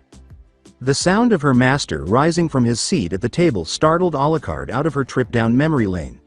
Her master started to wash the dishes after she watched him pick up his plate. And her master was determined about that, too. Her master wanted to assist her with various tasks around the apartment building. Her master had merely replied that he couldn't let her handle the full responsibility of keeping the entire place clean when she questioned why. As a result, they reached a consensus fast. Alucard would take care of cooking, dusting, and mopping while her familiars kept the rest of the complex tidy. Her master would take care of the sweeping, laundry, dishwashing, and cleaning of his room and bathroom. Knowing that her master was so mature at such a young age was comforting. As he washed his dishes, Naruto said, "Alucard, get ready to leave." As she approached the door, Alucard smiled. With a hint of excitement building inside of her, she replied, "I'm ready when you are master." Naruto hurriedly put on his shoes as soon as he entered the porch. His eyes showed warmth reserved for the monstrous vampire in front of him, and he gave Alucard a small, affectionate smile. "Then let's go, Alucard. I'm curious as to how the academy is," the blonde said, his eyes brightening a little. With a smile, Alucard replied to her master, "I am curious as well, master. I wonder if this shinobi academy shall live up to my expectations."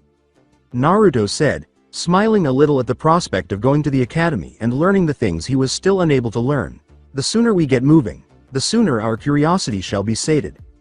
Things like old legends and the shinobi's history." In the end, he concluded that gaining some strength was more crucial than having Alucard get some books on such topics. He could now attend the academy and concentrate on both. Perceiving her master's thoughts and his enthusiasm, Alucard smiled back. She quickly found herself inside her master's shadow as her form started to blend with his shadows. Naruto gave his shadow a warm smile before turning to face the door leading to his room's exterior. His expression instantly changed to one of emotionlessness and coldness. The look in his eyes is so cold that it could put out the fires of hell. The blonde opened the door and walked out of his apartment room, locking the door behind him with the elegant motion of a predator. He moved into the apartment building right away and started walking to the academy. The numerous villagers were glaring at him, and he glared back. The villagers either immediately turned their heads away from the blonde or visibly shuddered and stiffly went back to their work after feeling a chill go through them. From Naruto's shadow, a scarlet red eye emerged, glaring at the villagers with utter rage and hatred. The eye vanished quickly, leaving the villagers in the dark. As he swiftly arranged his files on the students he would undoubtedly be teaching until graduation, Amino Iruka grinned quietly. He genuinely believed that teaching the younger generation of shinobi the skills they would need in their world was important, so he set out to become an academy teacher.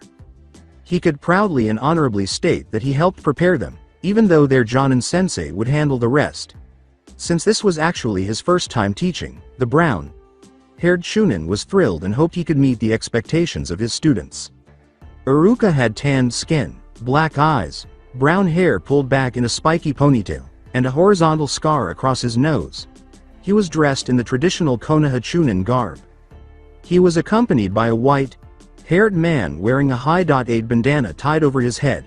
He was dressed in the same Konoha Chunin uniform as him. This was Mizuki, his best friend. "You excited to teach the brats, Iruka?"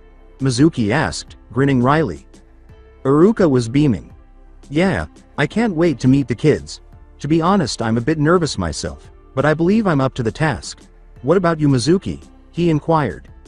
Mizuki shrugged and said, "Meh, depends really, so who do we have in our class anyway?" Iruka quickly perused his files, taking in the names and photos of the pupils he knew would be in his class. His eyes widened a little, and he exclaimed, "Wow, it seems our class comprises mostly of clan heirs." Surprised, Mizuki said, "Really?" Iruka replied, "Yes, the Hyuga, Inuzuka, Aburame, Akamichi, Nara, Yamanaka, and Uchiha clans have students their heirs attending, with the rest being civilians. Looks like we have our work cut out for us. Right, Iruka?" Mizuki pondered. "Well, I'll be." However, after a few moments of silence, Mizuki turned to face Iruka, who was staring at a file in his hands with a neutral expression on his face. "Iruka," said Mizuki. There was still no answer for him. Mizuki scowled a little and gave Iruka a quick elbow to the ribs, which made the brown-haired teacher start and turn to face him. "What caught your attention so much that you were ignoring me for the past several seconds?" Mizuki inquired. "It's the next student we will be having who caught my attention." Iruka scowled slowly. While idly tinkering with a pencil, Mizuki questioned, "Really? Who?" "Uzumaki Naruto." The entire classroom fell silent at the sound of that one word. Iruka kept his expression neutral as he stared at the name in front of him, and Mizuki held his pencil close to him until it broke. Mizuki was staring at something while also staring into nothing. "The Kyuubi brat, huh?" Mizuki whispered, his voice tinged with animosity. Iruka whispered, oblivious to his best friend's tone, "Yeah." It was unbelievable to him. He had heard that the Uzumaki had once been a happy and contented child, always pulling practical jokes and the like. But one day everything just stopped, and the boy stopped caring about anyone. Additionally, he heard that the blonde remained aloof even though he did soften a little when he was around the Sadaimi and Ichiraku families, even in their direction. He honestly didn't know how he felt about Jinchuriki, the blonde. He was sufficiently knowledgeable about sealing to understand that sealing the kuniya does not turn a scroll into a kunai. However, the image of the terrifying Kyuubi no Kitsune was all he could think of whenever he heard the name Uzumaki Naruto. With 9 tails destroying everything in its path, the enormous fox was glaring down on the village. It was the same thing that killed his parents. Even though he detested the fox, he was aware that the boy the beast was imprisoned in wasn't the fox.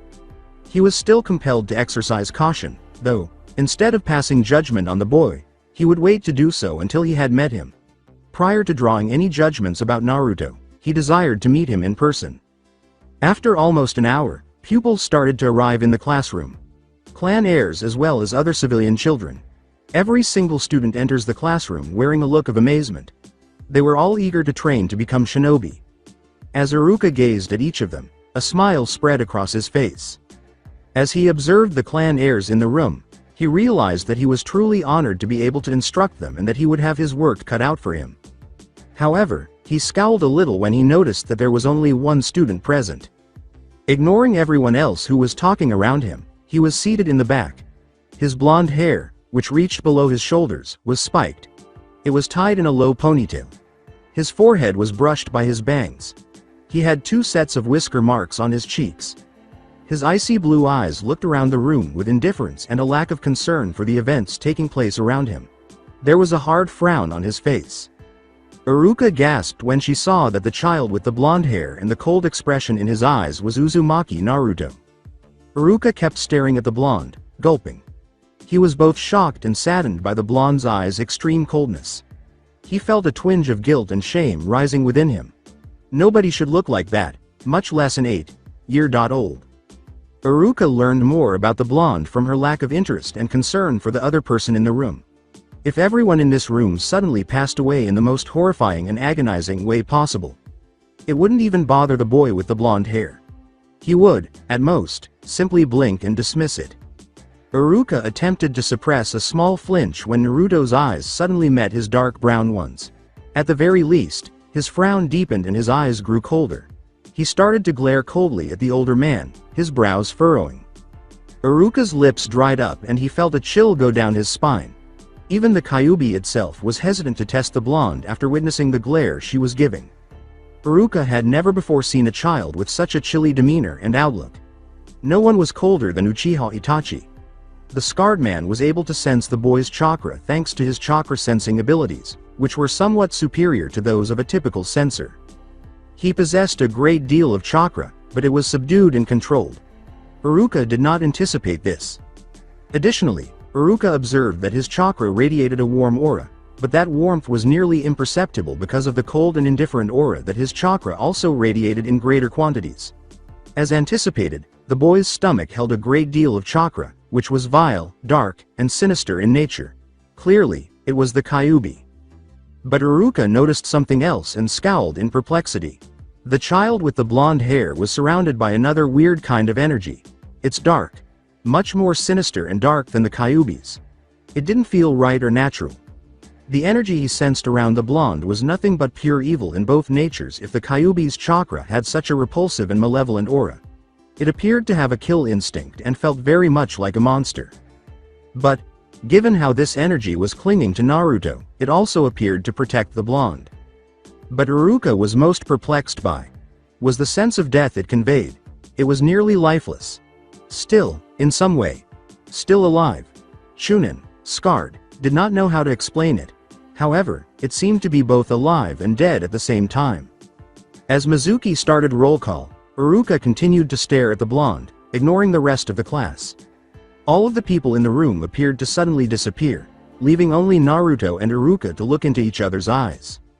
Abruptly, in front of Iruka's eyes, Naruto's shadow emerged, assuming a humanoid form. Before long, the face of a 14-year-old girl was behind the blonde. She wrapped her arms around Naruto's body in a protective manner.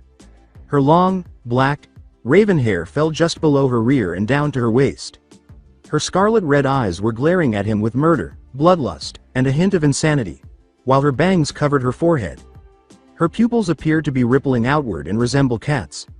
She was wearing a business suit that was all white, and she had a white hat on her head. A sarcastic smile that threatened to split her face was pressed back into her lips. Her smile widened slightly, if that was possible, and two very sharp fangs glinted. Iruka gazed. There was nothing else he could do. He was paralyzed by terror and fear. His soul was being stared into by those crimson eyes that glared through his very being. His mind was filled with flashes of his death, each more horrific than the last. Iruka held his breath as the images ceased, like glass breaking, unsure of what would happen next. Iruka gently halted his chakra before igniting it. Nothing took place. Isn't this a genjutsu? Iruka heard Naruto's voice for the first time all of a sudden. The blonde's voice was emotionless, aloof, and above all, without mercy. Alucard. That was odd. There was a tinge of warmth and affection in his voice despite its sternness and coldness. The girl holding the blonde seemed to know what the blonde wanted, even though it was just one word. Without saying a word, the girl let go of the blonde and gave Iruka a smile that betrayed her desire to kill and her bloodlust. The girl uttered just 3 words before her lips parted. "You're dog shit." After saying that, Iruka watched in morbid fascination as her arm changed into a substance that resembled a shadow, and then a big black dog that had the same eyes as her appeared out of nowhere. The black dog gave Iruka a growl before lunging. With a start, Iruka scooted back in his chair and gasped. His terrified eyes searched wildly for the dog that had vanished out of thin air. He heard a voice beside him ask, "Iruka?" Iruka blinked and looked around to see his friend Mizuki and the other students in the class staring at him anxiously. They were whispering to each other about how strange he was, and they were observing him with worry. After carefully examining the room and determining that nothing was amiss, he turned back to face his friend. He smiled reassuringly at his friend and said, "I'm fine, just continue on, Mizuki." Mizuki returned to roll call after giving his friend one last glance. Iruka looked at Naruto's form as he watched his friend return to work. The child with the blonde hair continued to glare at him. Iruka saw the blonde give a little shake of his head. Iruka, perplexed, chose to disregard it and arrange his files. The top of his own shadow lost its sharp point as it lowered to the floor, but he never noticed. The academy's yard was filled with mingling academy students from all classes. They are all chatting, playing tag, gossiping, eating lunch, and engaging in other activities with their friends. 3 students in particular, though, chose not to participate in the activities. A boy wearing black sunglasses that obscured the color of his eyes and a scarf that covered the bottom of his face concealed the majority of his facial features. This was the Aburame clan's heir, Aburame Shino. Aburame, who had brown hair, was examining a bug that was perched on his hand. He did this while ignoring the other kids. Another was lying on the grass with his hair pulled back into a spiked ponytail and his eyes half-lidded, looking up at the different clouds in the sky. Beside him, there was a swirl. Marks were visible on the cheeks of the plump boy, and a pair of undergarments. Let's move on. Right now, the boy was eating a bag of chips vigorously and without stopping. These 2 boys were Nara Shikamaru and Akamichi Choji, the descendant of the Nara and Akamichi clans. Naruto was sitting away from everyone else, leaning his back against a tree. The blonde was eating a sandwich slowly while seated on the grass with his back resting against the tree. He had a slightly relaxed but alert stance. Other children resisted approaching him because of his expression of icy neutrality. But for 2 main reasons, he would have ignored other children even if they approached him. First of all, he had no intention of wasting time on them. Secondly, he was already occupied with someone else. However, Master, I have no doubt that he had unfavorable thoughts about you. Alucard protested once more. I would not stand for it. Alucard, he wasn't doing anything physically harmful, Naruto said with a small sigh. You have a flawed argument. But Mystera, enough, Naruto interrupted, you nearly went too far. I would have forgiven you for creating that false impression of Amino-san. But I wouldn't support the entire situation where you were going to stab him in the back. We made a deal that you would only murder people who would hurt me physically. I trusted that you wouldn't go too far, so I let you torment Yamanaka-san and Haruno-san with nightmares. However, your behavior in the classroom nearly went too far. Alucard was quiet for a long time before speaking in a quiet voice. Pardon me, Master. I will make sure it doesn't happen again. Naruto could picture what kind of appearance Alucard was wearing right now. She had a small frown on her lips and her eyes were downcast.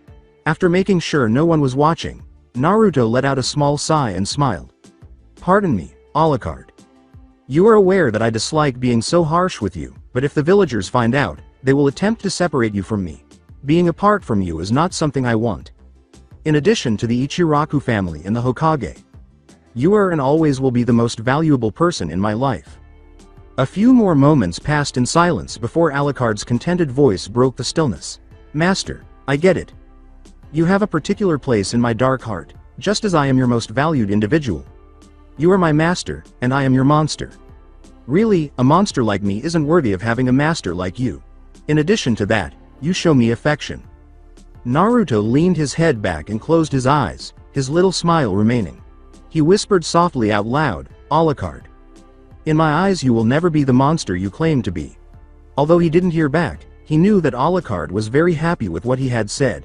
He opened his eyes and glanced down as he felt a hand clutch his hand. As she had done since becoming his servant, he saw Alucard's hand rise out of his shadow and her crimson eyes gaze at him with devotion and love. Her eyes lingered on his form before closing, and her hand responded in his shadow. As Alucard closed his eyes and lay down on the grass, Naruto kept his gaze fixed on the spot where his eyes had been. He let out a dissatisfied sigh. If only he were in a more private place with Alucard. Then, as always, he could enjoy the warmth and coldness of her embrace. He looked around at the different kids his age, all of them laughing joyfully and carelessly. He would have been jealous of them a year ago. Now, though, he looked at them and felt nothing now. Alucard, the Ichirakus, and the Hokage were the only individuals he cared about. Even so, Alucard was essentially a constant in his life. Since she became his servant, she had always supported him. He did receive a few gifts from the Hokage and the Ichiraku on his birthday. However, she had made it her mission to make sure that Alucard's 8th birthday was among the best. She had gotten him incredibly expensive items by sneaking into different shops throughout the village. Items include pricey artwork, blankets and sheets, a new television, he may add the newest brand, a few well-known films, and picture frames to hold his photos. Alucard claimed that her master deserved the things she had given him, even though he had told her she didn't have to get all of those things. Claiming that she would have, somehow, gotten him a mansion to live in if he had asked her to. All Naruto could do was grin and celebrate his birthday with his most valued companion. He had also made good use of those picture frames. He had multiple photos of himself with the Ichiraku family and the Hokage. He did, however, always carry one picture with him. He reached into his pocket and produced a silver locket adorned with a swirl of gold. He opened the locket with a slight, kind smile. It contained a photograph of him grinning broadly at the camera. Alucard was leaning her head over his shoulder, flashing her fangs and grinning broadly at the camera. Her crimson eyes appeared to shine through the camera's lens. Beside the blonde, a voice said abruptly, "What are you staring at with such a smile?" Naruto scowled as he closed his locket and gave the person who had spoken to him a slight squeeze. The girl had blonde hair, with a small bang over her right eye on the right and a clip holding her left bang to the side. She smiled sweetly down at him, her greenish-blue eyes looking curiously. Naruto frowned a little more. How could he not know this person? Since he stopped acting like a fool, this girl has had a crush on him. Haruno Sakura's best friend was a girl named Yamanaka Ino, and a candidate for his love. Naruto muttered in a monotone, "Nothing that should concern you, Yamanaka-san." In the back of his mind, he heard Alucard growl possessively while he was idly. As she pouted, Ino said, "Don't be like that, Naruto-kun. I was just trying to speak with you is all." Did this girl really believe she was playing tricks on him? Naruto stared. He was aware that she was attempting to approach him, something he refused to help with. He had no desire or need to get closer to her or anyone else. With a note of animosity in his voice, Naruto whispered, "Go away." Ignoring the other blonde, Ino sat down beside him and grinned down at him. I missed the way Naruto's shadow twitched with annoyance.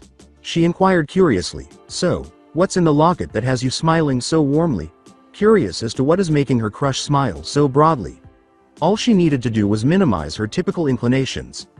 She left Sakura to talk to a few other girls, so it was something she could do. Ino felt anxious as she repressed the urge to gulp as Naruto kept glaring at the girl with the blonde hair. Without trying to disguise his hostile tone, Naruto said, "I said, go away," in a dangerous manner. Ino winced a little but kept moving forward. She pouted and glared at her fellow blonde, saying, "Naruto-kun. Come on. I just want to be your friend."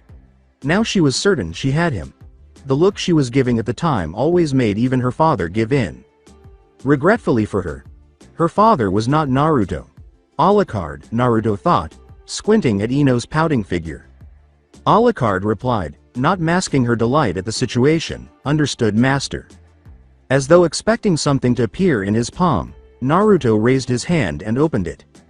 Much to Ino's perplexity, suddenly, a sword appeared out of Naruto's very shadow. But it was a very different kind of sword, and it seemed to have a demonic quality. The demonic weapon featured a flat guard that was slightly curved with a red line that resembled a narrowed eye, a curved handle, and a serrated edge. The actual blade was broad and flat. The blade's colors are gray and black. The edge is curved and spiked. Skyrim's Daedric sword. Naruto glared at her while hissing softly and holding the demonic sword tightly. "I said to go away." Upon seeing the weapon, Ino gaped. From where had it originated? How was it obtained by Naruto? Why did it appear so incredibly frightening? Lastly, it simply made Naruto appear so much more awesome in her opinion. Ino was struggling to decide whether to quake in fear or squeal. When Naruto noticed Ino's hesitation, he gave a low growl. Fangirls. He detested them. How can something like that be regarded as a woman? All women are insulted by it. "Master, can I murder this girl?" Alucard chimed in his head. "This fast beast is a worse monster than I am." Her growl was filled with disgust. The shadow of the blonde was even more irritated. "No," said Naruto right away. "Come on," Alucard argued, "it's not like anyone will miss her." 1. She works in the torture and interrogation department and is the daughter of Yamanaka Inoichi, the leader of the Yamanaka clan. 2. Naruto clarified, she hasn't yet caused any physical harm. Alucard just complained. Naruto gave Ino's form a more intense glare while mentally shaking his head a little. He then let his demonic weapon graze the grass, the blade effortlessly cutting it. Naruto narrowed his eyes and said, "Yamanaka-san, I told you to go away. If you refuse to listen to me this time, I'm afraid you won't like the results." Ino swallowed and chuckled uneasily. I just realized that she was probably causing more annoyance to her fellow blonde than she meant to. However, she was confident that Naruto would pardon her, so it was all right. True love, after all, goes everywhere. When the bell rang to announce that it was time to resume their classes, Ino was about to say something, but she was cut off, for which Naruto was grateful. Moments later, Ino was trying to catch up to the boy, but the blonde let his demonic weapon melt in the shadows and hurried away. Regretfully, she was unable to keep up with Naruto's rapid and brisk pace. Later, when they went inside the building, she couldn't see him. Ino let out a sigh before pouting. She was certain that she nearly had him. The next time, she simply had to put in a little more effort. She had to get to class first, though. After all, a clan heir wouldn't want to be late. Ichiraku Ayame tapped the notebook in her hand while humming. A few people in the vicinity were listening as the sound drifted past their ears as she hummed a happy tune. She heard someone walk into the little ramen stand, and her humming ceased. She straightened up, inhaled deeply, and smiled broadly at the customer who walked in. With her eyes closed and her smile bright, she said, "Hello. Welcome to Ichiraku Ramen. How may I help you?" After a brief period of silence, a monotone voice spoke, one that she knew all too well. "I'll have my usual Ayame-san." When she opened her eyes and saw her surrogate little brother's face, her smile widened. She whispered, "Naruto. How was your first day in the academy?" Warm, dark eyes looked at him with a smile.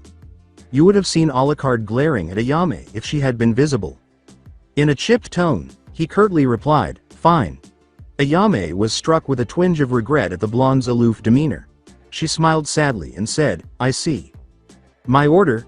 inquired Naruto. The girl with the brown hair nodded, "Yes, of course." She went into the back of the stand and came back a short while later carrying a glass cup that was empty. As she sat down, she remarked, "I still don't understand why you always want an empty glass cup." She returned to the stand without anticipating a response and proceeded to prepare the blonde's customary order. After giving her a quick glance and checking to make sure no one was watching, Naruto took out a kunai, which the blonde stabbed into his left hand while he was gasping for air. With a gentle squirm, he placed his hand over the glass and let his blood drip into it. More blood trickled into the glass as he squeezed his bleeding hand. The glass was filled shortly after, and the blonde briefly observed the healing process of his wound. The blonde picked up the glass and held it down at seat level while wiping the blood off his hand. After a moment, a white-gloved hand emerged from his shadow, removed the glass cup, and then sank back down. With joy in her voice, Alucard added, "Delicious and magnificent as always, master." "I appreciate the compliment, Alucard. Tell me, then, how did the academy make you feel?" Ayame set a bowl of ramen in front of the blonde, who asked while absently tapping his fingers. When the brown-haired girl saw the glass cup gone, her eyes narrowed, but Naruto ignored it and muttered a small thank you. "Master, I am a little disappointed with it.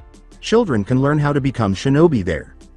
I thought the course material would cover topics like survival, espionage, interrogation, and other skills that are necessary in combat. Rather, you were learning simple math, the village's history, and other interesting things you could do in your free time. Additionally, Master, you already know all of those things. In conclusion, I think the time was wasted." Alucard responded, "I would have told you to not go to school at all if it weren't necessary to graduate from the academy in order to become a shinobi. I concur with what you've observed. Instead of teaching us how to become, we are teaching us things that we could easily learn from reading a book." Naruto remarked, "It's not that hard to read and learn. Master, I advise you to attend the academy only when it is convenient for you. Maybe during exams and other significant events.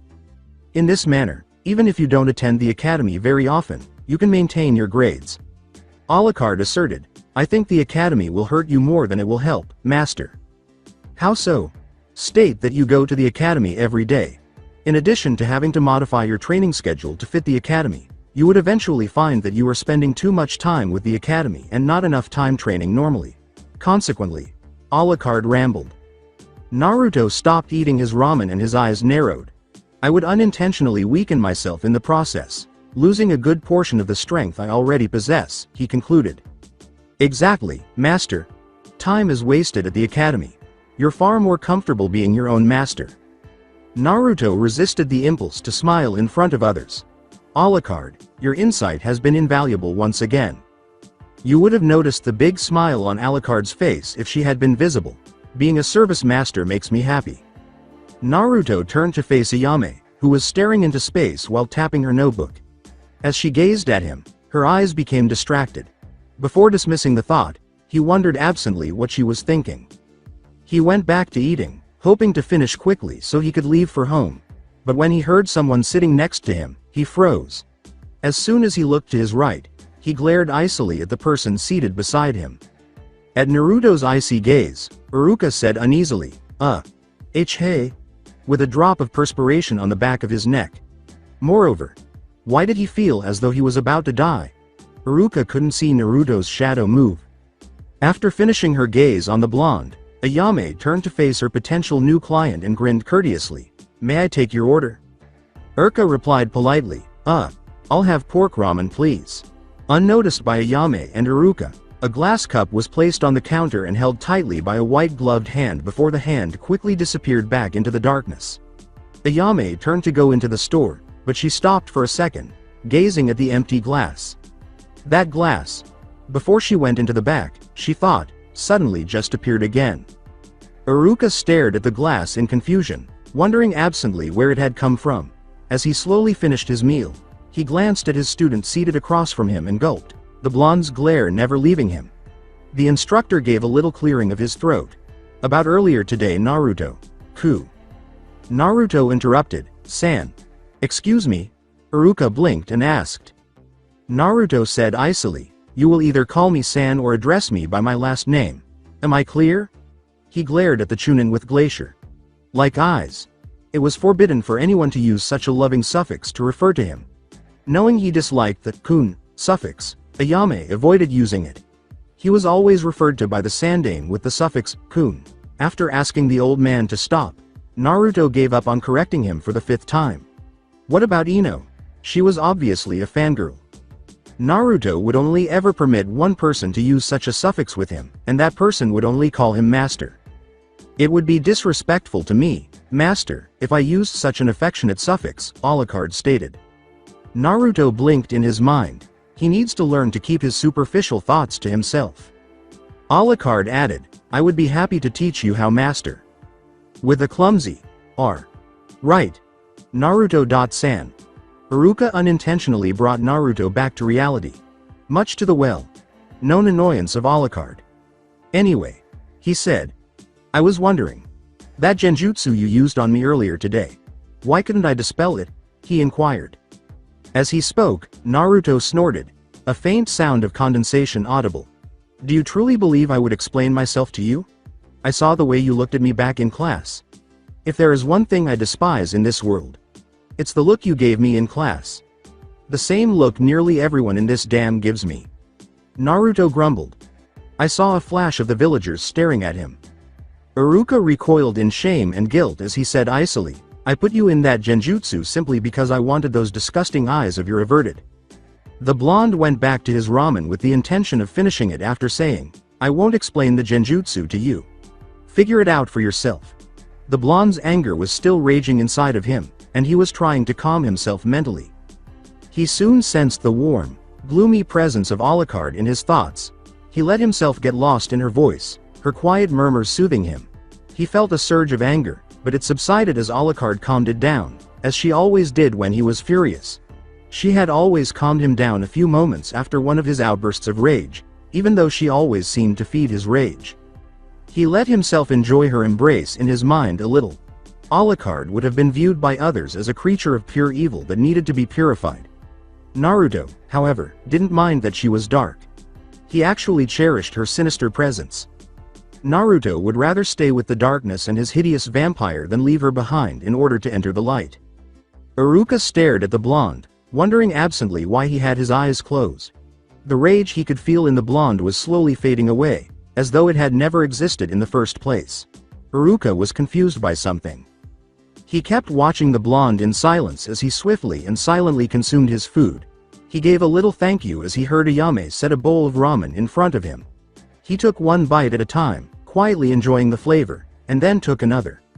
A slight thud caught his attention, and he looked to see Naruto had set some cash down on the counter. Before leaving the stand, the blonde gave Ayame a slight nod. As he did so, Ayame watched his form with sadness. She looked at Iruka out of the corner of her eye and said abruptly, it makes me sad seeing him like this. Me and him used to be very close, you know. He was so happy and cheerful back then, but now he's so distant. Whatever the villagers say about him, they're wrong. As teacher, it should be your job to know your student before judging them. With that in mind, the brown-haired girl entered the back of the room. Iruka looked at his reflection in the ramen bowl and scowled a little. He reflected on the things he had seen of the blonde all day. Naruto never made an effort to engage with people his own age and was aloof toward everyone. Actually, if the boy hadn't had such a chilly demeanor and expression, he might have appeared lonely. Iruka experienced guilt as well as sympathy for the boy with the blonde hair. Remorse for passing judgment on him too hastily and empathy since he understood what loneliness was like. Iruka sighed. He would somehow compensate the boy. He would demonstrate to him that there are people out there who are prepared to see him. Iruka sank into his meal with that thought in mind, resolved to meet the boy the following day.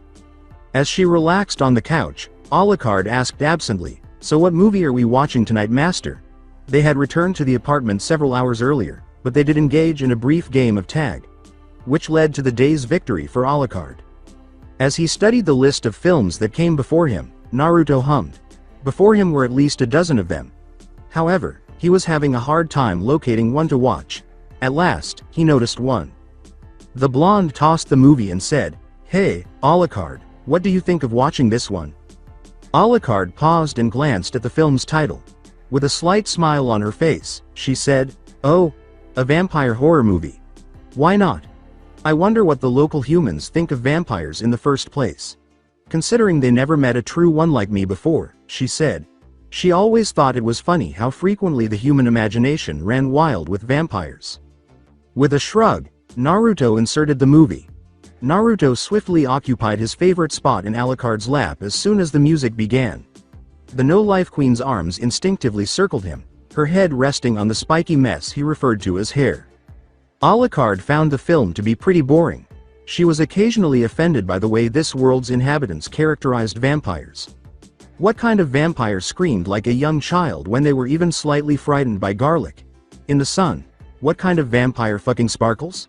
Alucard glared at the TV at the end of the film, her eye twitching quickly.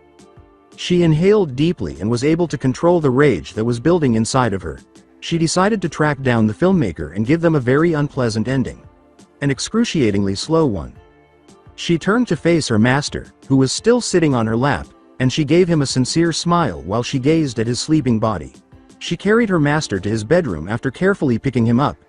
She carefully placed him on the bed, then picked up a blanket and lowered herself onto her master's form, exposing only his head. Her voice was tender as she said, "Good night, master." She felt 3 life forces infiltrate the apartment complex, and a frown soon took over her features. And they are moving upward in the direction of this floor. The no-life queen strode into the darkness and moved through it with a savage snarl. She chose to stay hidden in the shadows since it only took a second to get to the other 3 individuals, wishing to play with the 3 humans who will soon die. One of them whispered, "Kenji, should we really be doing this?" The person Alucard thought was Kenji answered, "Shut it, Takeshi, you want to put the demon in his place, right? Both of you shut up, I just want to teach the demon to not take us so lightly. The way he was walking around the village like he was equal to us. It pisses me off," the third person argued. Alucard's smirk returned after a menacing frown appeared on her face. Playtime had arrived. The villagers were walking down a hallway when it suddenly became so dark that they could hardly see anything apart from themselves.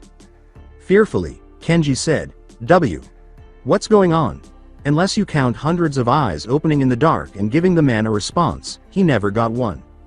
As he looked at his friends and the hundreds of people staring at him, Takeshi muttered, What, Kenji? Jin, please tell me you're seeing this." Jin and Kenji looked around in terror and nodded as they retreated. The eyes never left their shapes. Before long, they heard a sly female laugh, and they saw Alucard come out of the shadows, her lower body still making contact with the shadows. She flashed a fanged grin at the 3 men, her scarlet-red eyes gleaming maliciously. Well. Her smile widened, frightening the 3 in front of her even more. "What's this?" 3 little lost dogs who wandered into a kennel to be put down. With mocking, slow steps, she said menacingly, "You 3 have 2 options on how you wish to die. Option 1. Slow and painful, and Option 2. Very slow, and very agonizing. So tell me, dogs. Which is it?" With their eyes wide with fear, the 3 attempted to turn and flee. But then they shrieked in agony and collapsed to the ground, clutching their stumps where their feet had been. They were horrified to see 3 big, multi-eyed black dogs gorging on their missing feet as they looked back. After finishing earlier, one of the threatening dogs viciously fought the other dog for the feet it was attempting to eat. Alucard idly patted one of the 3 dogs' heads as she passed them. As she passed, the dogs paid no attention to her.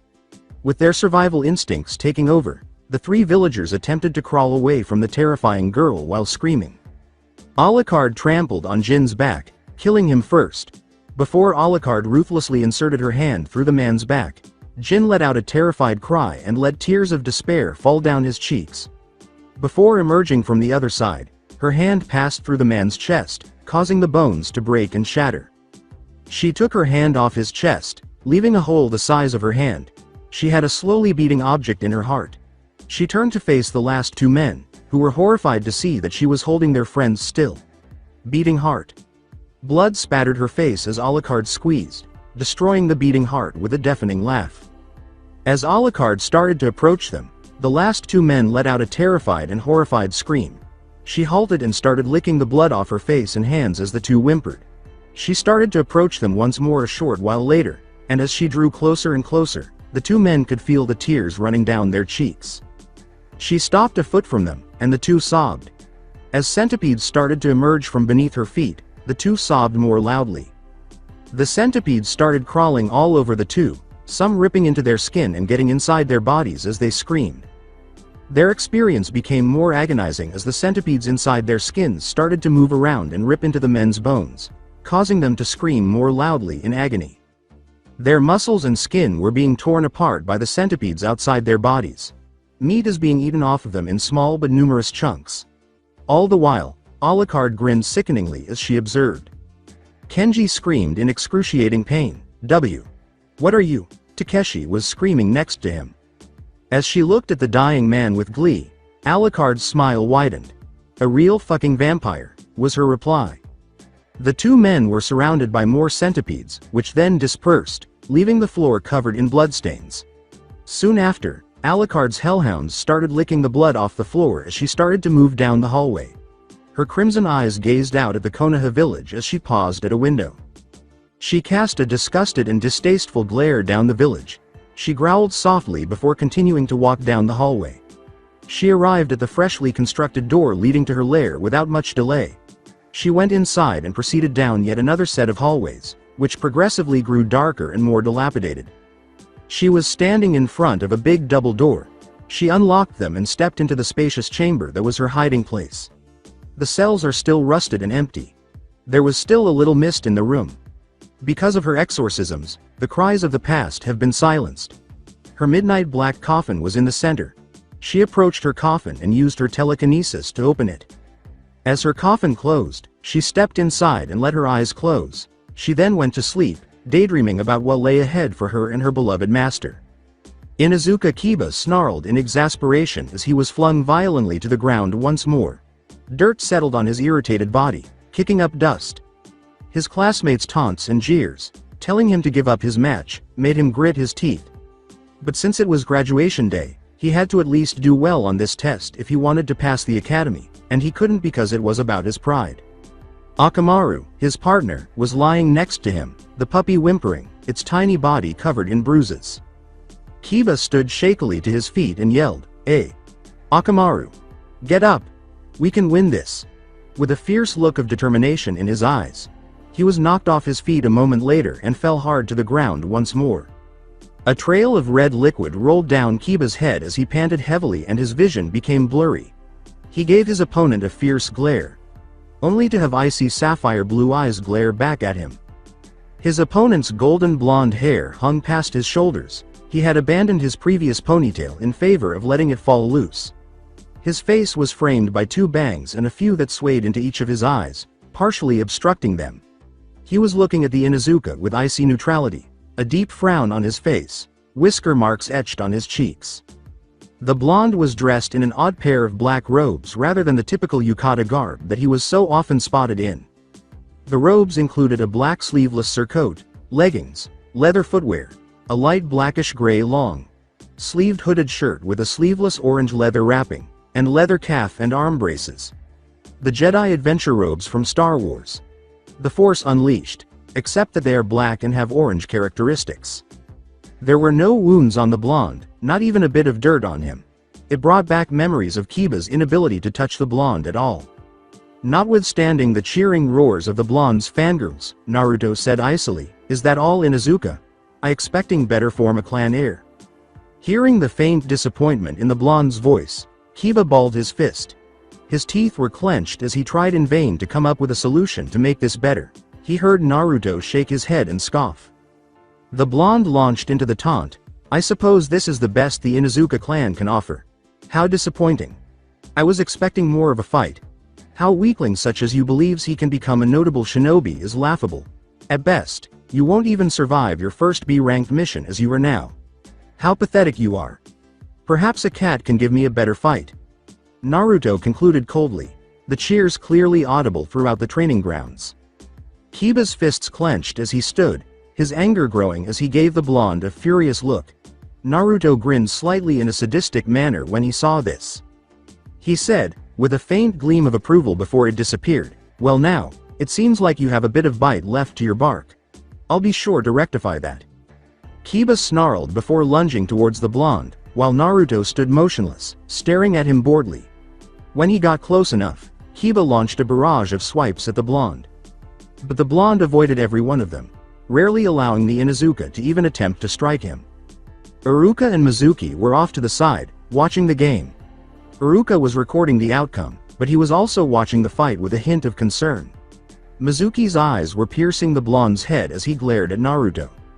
As Kiba was flung to the ground by one of Naruto's kicks once more, Iruka absent-mindedly tapped his pencil on the desk once more. As he recalled how powerful Naruto's kicks were during their spar a short while ago, Iruka rubbed his leg idly and winced in sympathy. He glanced at his too soon .to.bex students once more. While Naruto received perfect scores, as he had on the written portion of the exams, Kiba had already earned enough points to pass. He let out a short sigh. There were 2 sections to the sparring portion of the second exam course. In the first, the student would spar with the teacher and pass if they scored enough points or impressed the examiners. Although they had previously assessed their skill levels by sparring with their peers, the second exam section pitted them against their peers to determine whether they were truly willing to fight against someone they knew and, if so, how far they would go. In this way, they had, in a sense, already prepared themselves for a confrontation with former comrades, making it easier for them to fight them if one of them went rogue. Kiba was willing to fight, but he hesitated a little bit based on what he was seeing at the time. As Naruto himself. Since Naruto had only attacked Kiba in critical areas during the entire battle, he was more than willing to break a few bones. However, he could tell the blonde was being cautious to avoid doing irreparable harm to the Inuzuka. When Iruka thought of Naruto, he sent the blonde another slightly concerned glance and let out a little sigh. Iruka had spent the past few years attempting to get to know the blonde in the hopes of discovering some kind of connection that would serve as the foundation for a friendship. Regretfully, his attempts were all in vain. The blonde glared at him until he left, or she chose to ignore him entirely. In addition, the blonde hardly ever attended class.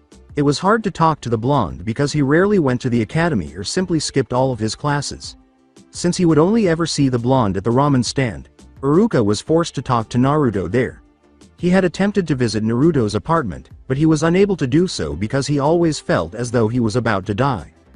The blonde himself had also failed to make any kind of friends, and although he might have been spotted talking to Aburame Shino on occasion, Shino had acknowledged that they were not friends and instead acquiesced. In addition, Naruto was spotted giving Uchiha Sasuke, the final member of the Uchiha clan and the runner up for Rookie of the Year, the title itself a slight nod of respect.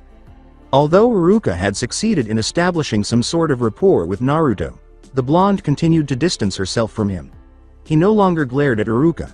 Instead, he looked at her with icy neutrality. He did converse with Iruka, but they were brief. Only a few seconds after speaking with him, the blonde always ends the conversation. Even though he was disappointed that he had not made much progress with the blonde, Iruka was glad that he had made any progress at all. The sound of Kiba screaming in agony startled Iruka out of his reverie. Iruka glanced forward quickly and saw Kiba kneeling in front of Naruto, holding the Inuzuka's fist in his hand. The Inuzuka was forced to his knees by the blonde's tight grip and twisting of his hand, which caused Kiba to scream in agony. Iruka was concerned that the Inuzuka's nose might have been broken because it was also bleeding. Iruka leapt out of his chair and raised his hand in a hurry. He yelled, "Match over.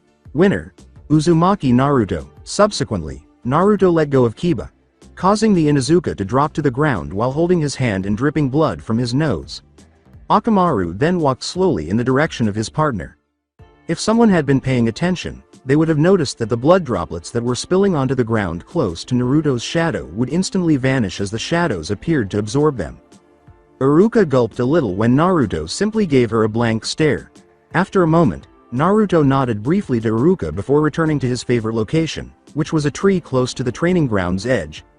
The blonde leapt on one of the numerous branches and sat down, leaning against the bark of the tree with his legs dangling from the sides. As the few medical shinobi present provided the Inuzuka with whatever medical care they could, Naruto's apathetic eyes looked out over the training ground as Kiba was led out.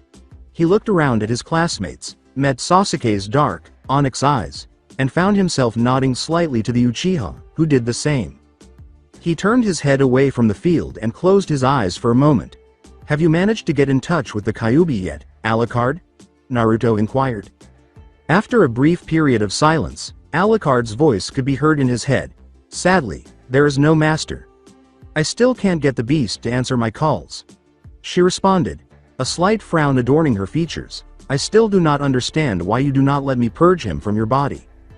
Before making my own judgments about Kyuubi-san, I would like to talk to him a little more than we did the last time. In addition, I'd like to know why the Yondaime picked me to hold him. Only the Sandaime currently understands why, though the Kyuubi himself might." "Of course, master." While talking about the Kyuubi, Naruto still couldn't accept that he was home to such a creature. It was also the day he discovered that Alucard could see the memories of other living things by consuming their blood. Given all the knowledge Alucard had stored inside of her, not to mention the few jonin she devoured, he could have learned a lot more if he had asked her why she was keeping this particular ability from him. As it turned out, she kept her memory absorbing ability a secret from him for a number of reasons. First, she wanted him to learn on his own initiative, just like her former masters had done.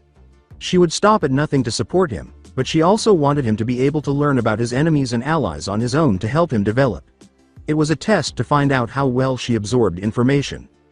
She had also left clues here and there for him to follow, and he always found them, as he was supposed to.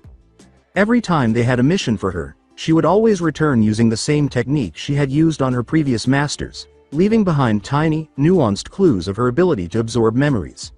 Hints include knowing the locations of their hidden vaults and other valuables, or simply performing actions that she knew she had never been able to perform before. However, she had to approach Naruto in a different way because the blonde never withheld anything from her. She therefore needed to do something else to give him the clues.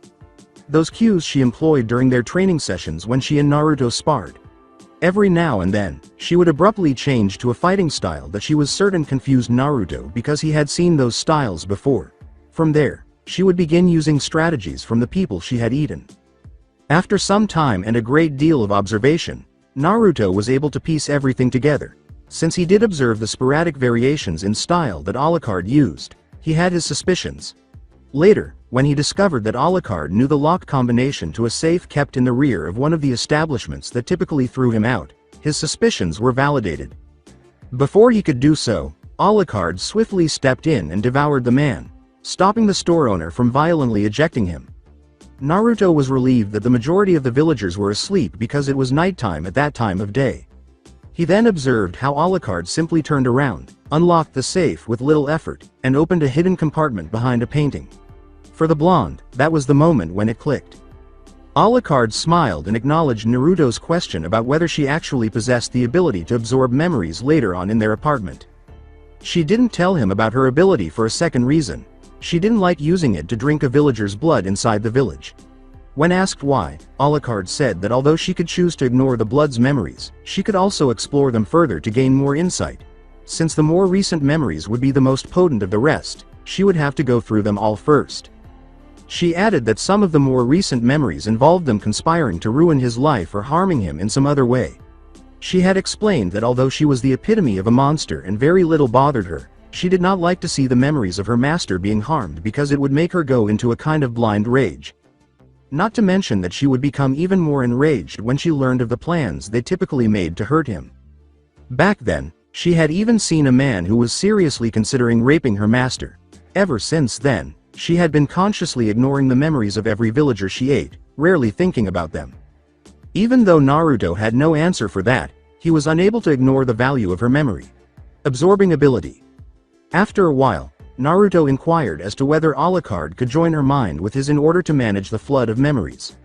Alucard was intrigued by this since she had never tried it with her former masters. As soon as possible, the two put it to the test. The outcome was intriguing because they had arrived in the center of Konoha right away, but not a single sign of life could be found. They had also observed the oddity of almost nobody moving through Konoha's streets, not even a sign of life could be seen. Yes, they had observed that there were people, but they did nothing but stand in the same places, their faces expressionless. Even though Alucard had some small suspicions, they had gone to Hokage Mountain to get a better perspective and reflect on the strange events. When they reached the mountain's stairway, they noticed a steel door off to the side that undoubtedly led inside. Their curiosity was piqued, so they looked into it. Naruto would always remember his initial encounter with the Kyuubi itself. The fact that Alucard was with him that day made him very happy. With his eyes cautiously scanning the shadowy space, unable to see a foot in front of him, Naruto questioned, "What is this place?" Alucard, whose eyes had already acclimated to the darkness, gazed around him with curiosity. Alucard grabbed her master by the hand to stop him from continuing, saying, "We know we are inside the mountain, but where in the mountain is the point? Be careful, master, there is a hole in front of you." With a grateful nod, Naruto said, "Thank you, Alucard." Alucard said, "Perhaps it is better for you to hold on to me, master." After Naruto gave his approval, the blonde found himself holding Alucard's hand while letting her take the initiative. When they finally arrived at a sizable room with a respectable amount of lighting, Naruto's vision was restored after the two of them had been walking through the completely dark for what felt like hours. A positively enormous cage with bronze bars, chains sticking out of the walls, and bars crossing each other was in front of them. Naruto and his hideous servant exchanged a look before Naruto advanced with Alucard at his side. They thought they were being watched as they approached the cage, with Alucard glancing around them with narrowed eyes as the blonde's eyes rapidly grew icy. Alucard leapt forward in front of Naruto when they were only a foot from the cage. She had her arms out in a protective position, and a claw that had suddenly come forward from the cage stopped just an inch from her eye. Alucard simply smiled broadly, her eyes glimmering with bloodlust, while Naruto's icy expression deepened. A pair of crimson-red eyes opened in front of their very eyes, glaring down at them with hatred and loathing. A deep, snarling, and menacing voice said, "If only you were an inch closer, then my claw would have pierced that skull of yours. Although I highly doubt that would kill you, wouldn't it, vampire?" With her scarlet eyes glaring murderously at the enormous creature, Alucard continued to smile and said, "I'll be sure to step closer next time. That way I can teach you why you shouldn't make such violent movements towards my master." Naruto was glaring at the enormous creature behind her, his icy eyes piercing the crimson orbs that hung over them like daggers. The voice growled again, but there was a dark tinge of amusement as it said, "You sound confident, bloodsucker. But even with all your power you wouldn't be able to defeat me. I am a being who could destroy mountains, and cause natural chaos with but a swipe of my tails. I don't know about that, I am pretty powerful myself. Granted, I don't have the raw power needed to destroy a mountain, but still, I have a habit of not dying. I wonder how you will deal with that." Alucard replied with gleaming fangs. "Tay, we'll see about that habit of yours after I blast a Biju Dama in your goddamned face." As Naruto's eyes grew accustomed to the darkness, he was able to make out Alucard and the enormous creature in front of him, whose face was almost hidden. Raw rage and a trace of hatred were visible in the crimson-red slitted eyes. It had a human-like torso, dark orange fur, protruding rabbit-like ears, and 9 tails that flowed languidly behind it. Regarding the creature in front of him, Naruto had only one thing to say. The fox's gaze shifted from Alucard to Naruto as the blonde whispered, "Kyuubi. I had suspected that you were never killed." When the blonde saw the fox concentrating on her master, Alucard made sure to stand more defensively in front of her. With a note of curiosity in his voice, the Biju said, "Oh, you suspected that I still lived? Tell me, why would you think that?" Naruto explained, causing the Kyuubi to raise an eyebrow in interest and Alucard to smile at her master's observations. The books in the academy that speak of the Biju. They always said that a Biju was unkillable, that they could not die. Yet we were also told that the Yondaime Hokage killed a Biju. I knew that one of them was entirely incorrect, so I always had a suspicion that you were still alive. But to think that you were sealed inside Hokage Mountain, I did not expect that. Kyuubi smiled as the Biju's eyes seemed to dance with amusement. The cryptic statement he made was, "This is not Hokage Mountain." Well, it is. It's just not in the real world. With his eyes narrowed, Naruto tried to decipher Kyuubi's cryptic words. Alucard, however, was able to understand what the Kyuubi was trying to say. Speculating about her master's reaction, she glanced at him. She would support her master until the very end, in any case. Naruto persisted in assembling the parts one by one. The other villagers' scowls. They whispered the demon brat's curse. The reason he and Alucard ended up here in the first place. Naruto had finally received an answer to the question he had been wondering about for the first 7 years of his life. Just when he had lost interest in the solution. With a completely blank expression on his face and the tiny light in his sapphire blue eyes fading, Naruto whispered slowly, "You are sealed within me." Kyuubi looked interestedly at the blonde. This could work in his favor. With dark amusement in his rumbling voice, the nine-tailed beast said, "Yes, I am. The pathetic humans of this village believe you to be me. All their abuse, their anger, their grief, their hatred. They took it all out on you to get to me. A waste of time if you ask me. Since I was not affected by what they were doing at all. Do you want revenge? Remove this seal. And I'll grant you the power you will need to obtain your revenge." Naruto stayed put, his teeth clenched together, his eyes blazing with anger and raw rage. He moved forward a single step. As her scarlet eyes gazed into his recently turned crimson, Alucard's hand landed on his shoulder. "Master, do not let this beast's words control your actions through your anger. Remember that no matter what you do, no matter what others may think of you, no matter who calls you a monster, remember that I will always remain by your side. I said that I would be the embodiment of your rage, hatred and anger. And I still am master. If it is your hatred and rage you must release, then I shall vent it for you. A beautiful creature such as yourself does not need to be influenced by this loathsome beast. Allow me to be your instrument of hatred. Allow me to place this beast in its place." While gazing into Alucard's scarlet eyes, Naruto's crimson eyes gradually turned back to blue.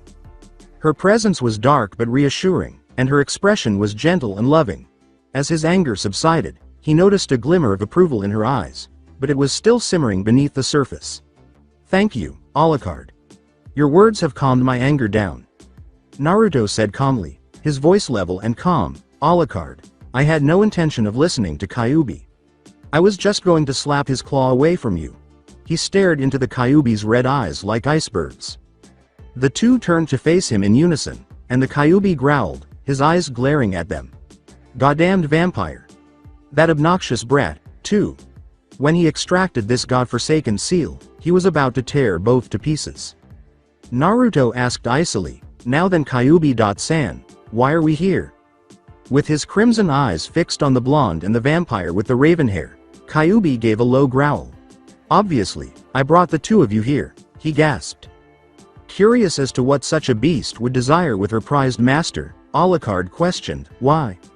"I couldn't help but overhear of your little memory absorption problem. So being the generous and kind being that I am, I decided to lend you my aid in solving this problem of yours."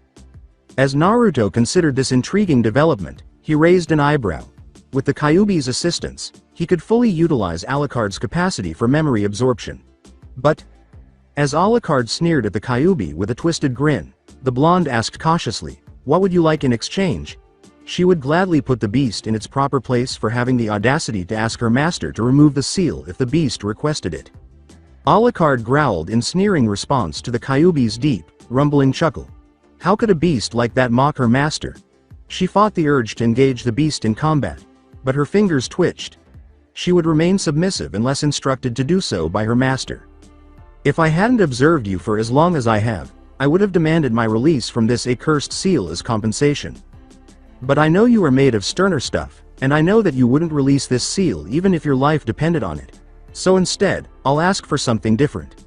I am well aware of the vast land that is outside of this mountain. I want to be able to both see and feel it. Find a way to get me, or this damn cage outside this mountain, and I'll help you with your problem." As he searched for a reason to deny the Biju's assistance, Naruto narrowed his eyes and gave the creature a suspicious look. Don't misunderstand. He was aware that he would eventually require the Biju's assistance. He simply didn't think it would happen so quickly. He also didn't anticipate that the Kyuubi would be the first to call this meeting. Kyuubi snarled, "What will it be, boy? My patience is wearing thin." Alucard grumbled, My master shall answer when he wishes to, not when you demand, beast. Kyuubi growled. It seems that the boy needs to learn to put a tighter leash on his pet. The Kyuubi's claws abruptly protruded, and Alucard grinned broadly as she said, "At least master allows me freedom. Unlike you." Fortunately, the bars prevented the claws from reaching farther than an inch from Alucard's eyes. The no-life queen's eyes glowed a spooky red, and the seals on her hands glowed as she smiled malevolently as the shadows started to ride. The girl was slowly bringing her hands together, creating a rectangular shape in the center, while giggling menacingly. With a menacing look behind her, she looked into impassive Sapphire and said, "It is obvious that hardly anything will faze you, Kyuubi-san. However, how will you handle this?" To which she looked. "Master. I am your weapon and shield. I may slay millions in your name, be they innocent or guilty. However, it is you who must give the order. Please, allow me to show this loathsome creature the proper respect he should bestow upon you. Allow me to show this beast that he should not demand any deals with you. That instead he should bow beneath your heel. That he should be grateful for even having the honor of being sealed inside you," Alucard exclaimed with a glint in her eyes. Naruto maintained his composure, glancing first at Alucard and then at the Kyuubi, who continued to sneer at him. Naruto hummed a little and moved forward. His words caused the Kyuubi to furrow his brow and Alucard to adopt an inquisitive look. "Kyuubi-san, your terms are agreeable, but I wish to add something else to our little deal." "And that is?" With an expression of finality and a scowl at the Kyuubi, Naruto replied, "When I call for it, you will supply me with both your aid and power." Kyuubi growled and his eyes widened a little. "Yes, if the blonde uses his power, this will work to his advantage. Don't do that. It would be of great assistance to him in his flight." However, the Biju's pride was shattered at the mere notion of the boy using his authority under his direction rather than his influence. Just the thought of him giving the blonde authority at his whim. He wouldn't let it. "Definitely not," growled Kyuubi. After a few moments of staring at the Kyuubi, Naruto sighed. Naruto glared at the Kyuubi and said, "Is that your final answer?" He growled in response, "I see, Alucard." As her eyes practically glowed with glee and insanity, Alucard smiled, flashing her fangs and causing her hair to fly in all directions. Only her eyes were visible as darkness engulfed her entire body. Hundreds of additional eyes soon opened, all of them displaying the same madness and joy. What transpired after Alucard's subsequent remarks? For the first time in his few hundred years of life, Kyuubi felt an emotion. He hardly ever experienced that feeling again, and he had forgotten it so thoroughly that he had forgotten what it felt like. That feeling was terror. Release arc restrictions levels 1 through 3. The Kyuubi was surprisingly more reserved after that and accepted the blonde's demands. Satisfied, Naruto changed his mindscape to let the Kyuubi out of the mountain and free him from his cage, except that the Kyuubi's neck now had a silver collar instead. The Kyuubi then clarified that since Alucard had the ability to merge her mind with his, he would erase any memory fragment pertaining to Naruto suffering any kind of harm. After saying that, the Kyuubi told them to go hiking right away and quickly pushed them from Naruto's thoughts. They were able to learn a number of new jutsu for Naruto to learn the next time Alucard tried to access the memories of the people she ate in the village. Ideally the few shinobi she ate. The energy known as chakra initially piqued Alucard's interest, but it was only a passing fascination. In addition, she rarely needed chakra because she always had her vampire magic. In any case, it would be of no use to her. As a living corpse, that is. Her chakra system would have died out anyhow, so she didn't have one. She couldn't and would never unlock chakra because she was undead. But in any case, she applied the knowledge she had gained from the few shinobi she had eaten, and the blonde made even more progress. Now that he had learned a good variety of jutsu, he could perform them to an exceptional level even though he had not mastered them all. Despite being a Jinchuriki, he had surprisingly good chakra control. Although it was far superior to the majority of his fellow Jinchuriki, it wasn't the level required to become a medical ninja. However, that had not yet been substantiated. Naruto made sure to continue doing the water and tree walking exercises every morning in order to maintain his chakra control. For both Naruto and Alucard, the ensuing years were a rather minor adventure. The civilian council had started to view the blonde as too strong during their time at the academy, despite the fact that he frequently skipped classes or never showed up at all. and they were afraid of losing control of the demon brat. The Civilian Council has made multiple attempts to either remove him from the Shinobi program or to interfere with his academic performance. Naturally, there were two reasons why they were never successful. The first was the Sandame, who, upon learning of such an endeavor, promptly dismissed the academy teachers involved and reprimanded the Civilian Council. The second reason was unexpected and shocking, at that. An elder in the village named Shimura Danzo also backed the blonde, and he had frequently stated as much. Something that startled Hiruzen and his fellow elders. Hiruzen and the council had questioned why Danzo's was backing the blonde Jinchuriki. Sarutobi was more cautious and suspicious, but the Civilian Council didn't think one of their elders would stand up for the child. Sarutobi had demanded to talk to Danzo about the situation, but Danzo had simply said that he had no reason to explain himself just yet and that he would not. Nonetheless, Naruto was certain that Danzo was an ally of his, in spite of his techniques. Danzo would turn out to be a useful ally, especially given how they had met. But that was a tale for another day. When Iruka blew a whistle and Ino and a girl with pink hair were the final two pupils on the field, Naruto's focus was brought back to the present. The two girls were unharmed, though they were covered in scrapes. Alright everyone, the second portion of the Genin exams is now finished, and now it is time to partake in the final portion of the exam. That being ninjutsu. If you would please just follow me, I'll escort you back into the classroom for the final exam. With a sigh, Naruto followed Iruka to the classroom, waiting for most of the class to enter the academy building. Ino attempted to attract his attention by waving at him, and as the black-haired Uchiha passed them, Sakura blushed a little and waved to him and Sasuke. There was more to Sakura than that. She frequently switched between the two, supporting Sasuke when he spared and encouraging him when he was sparring. She would, however, freeze when they sparred against one another, seemingly struggling to decide whom to support. That girl was from a civilian family, and her father was a retired shinobi, Naruto thought. With her control, she could have been a good medical ninja. As Alucard would say, however, all she is spare blood. She would have a month, Naruto said.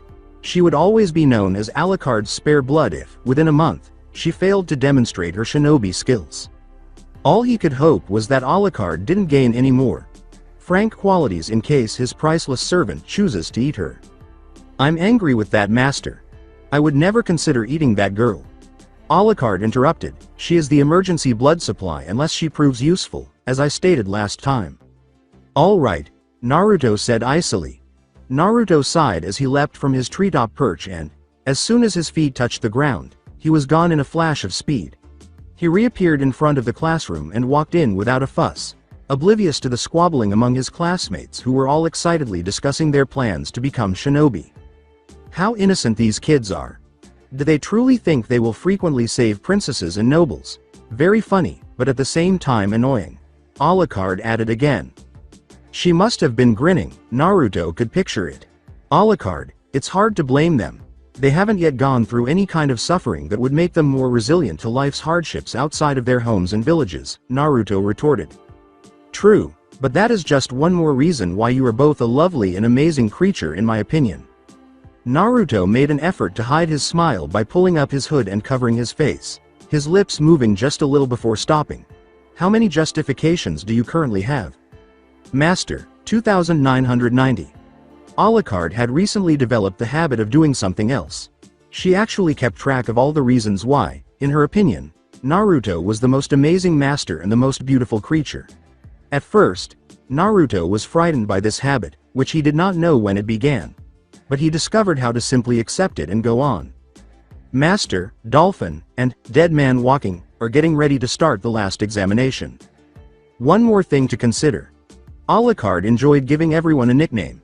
As you might expect, she had given Sakura the name Emergency Blood Supply, Kiba the name Fido, Shino the name Bugs, Shikamaru the name Sloth, Choeji the name Lard, Ino the name Emergency Blood Supply number 2, and Hinata the name Dead Stalker. Because she stalked her master and Alucard wanted to kill her. Regarding Mizuki, she named the dolphin Iruka. They called him Dead Man Walking. Naruto was tempted to concur. Iruka called the student's name and led him out of the classroom and into another room. Okay class. Mizuki and we will be calling for your name individually in the next room. Keep in mind that you must perform 3 of the Academy's basic jutsu in order to pass. You can even perform a different jutsu you know for extra points. The other genin hopefuls were excited and started chatting among themselves. They all want to succeed and become proud shinobi. It's highly probable that the majority of the students here will either die on their first C-rank mission or resign after receiving the appropriate training from the Jonin Sensei. The clan heirs and a few from civilian families are the only ones who truly have a chance. In fact, the others are just canonical material. Forgetful and irrelevant, Naruto answered. My, master. How unkind of you. With a hint of mockery in her tone, Alucard teased, you're thinking about such things about your comrades. Even though the words were reprimanding, Naruto could tell that Alucard was smiling broadly at what he had said and that her tone contained a hint of approval. Master, may I ask which team you think you'll be on? Good question, huh? According to rumors, Uchiha Madara, the Jinchuriki of the Kyuubi, used his Sharingan to control tailed beasts with just one glance. As a precaution, if I'm right, they'll put me on a team with a Sharingan wielder. However, the Sharingan is only in the possession of 2 people in this village. The final Uchiha in the village is Uchiha Sasuke. But he hasn't actually unlocked the Sharingan yet. The second is Hitaki Kakashi, about whom we know very little because the memories of the few Jonin you ate told you almost nothing.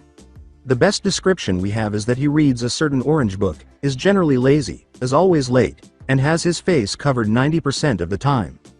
You think they'll put you on a team with the perverted scarecrow, or the duck boy? Yes, even though there's a good chance Hitaki Kakashi will teach me because he's lazy and it will be simpler for him to do so. I am the top student, and Sasuke, who is also a Uchiha, is the second. Since Sasuke is typically the Rookie of the Year and the top kunoichi with the dead last, they are unable to pair me with him. If Sasuke were on my team, I doubt they would break with tradition. Having Hitaki on Sasuke's team is even more justified because Sasuke is inexperienced with the Sharingan. Even so, I don't think it will truly occur. But wouldn't they want the duck boy to learn about the Sharingan from the perverted scarecrow? The Uchiha clan scrolls in the Uchiha compound provide Sasuke with easy access to additional information about his Sharingan. Hitaki isn't even a Uchiha, anyway.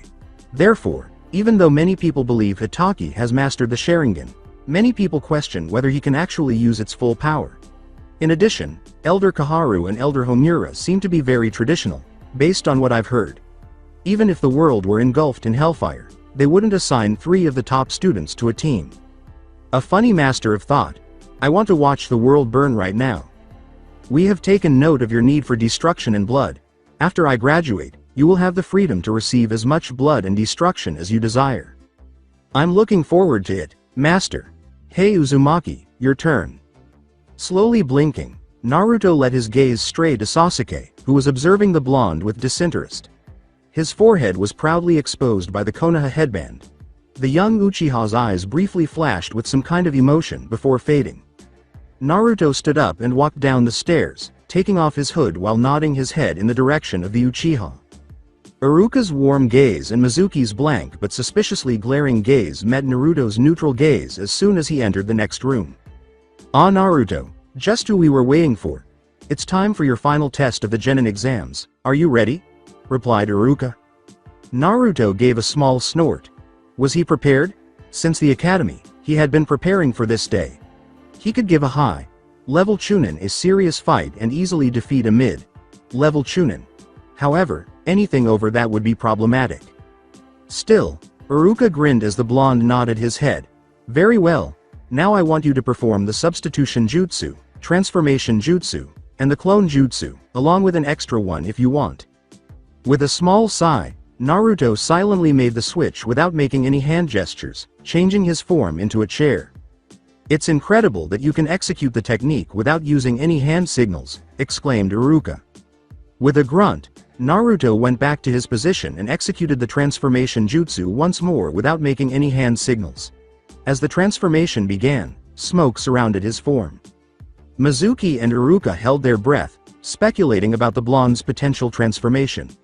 Mizuki gaped openly as the smoke cleared, and Iruka was unable to control the slight widening of his eyes. A man with black, Spiky hair that hung down to his waist and completely covered his right eye with bangs stood in front of the two Chunin.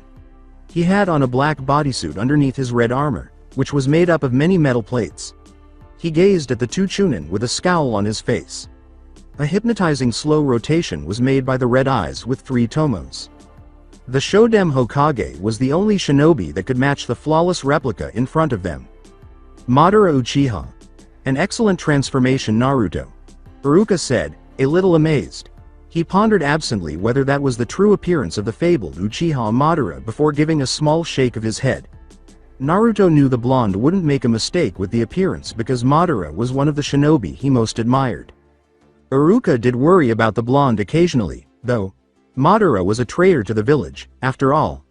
He was occasionally troubled by the knowledge that his soon-to-be former pupil admired him.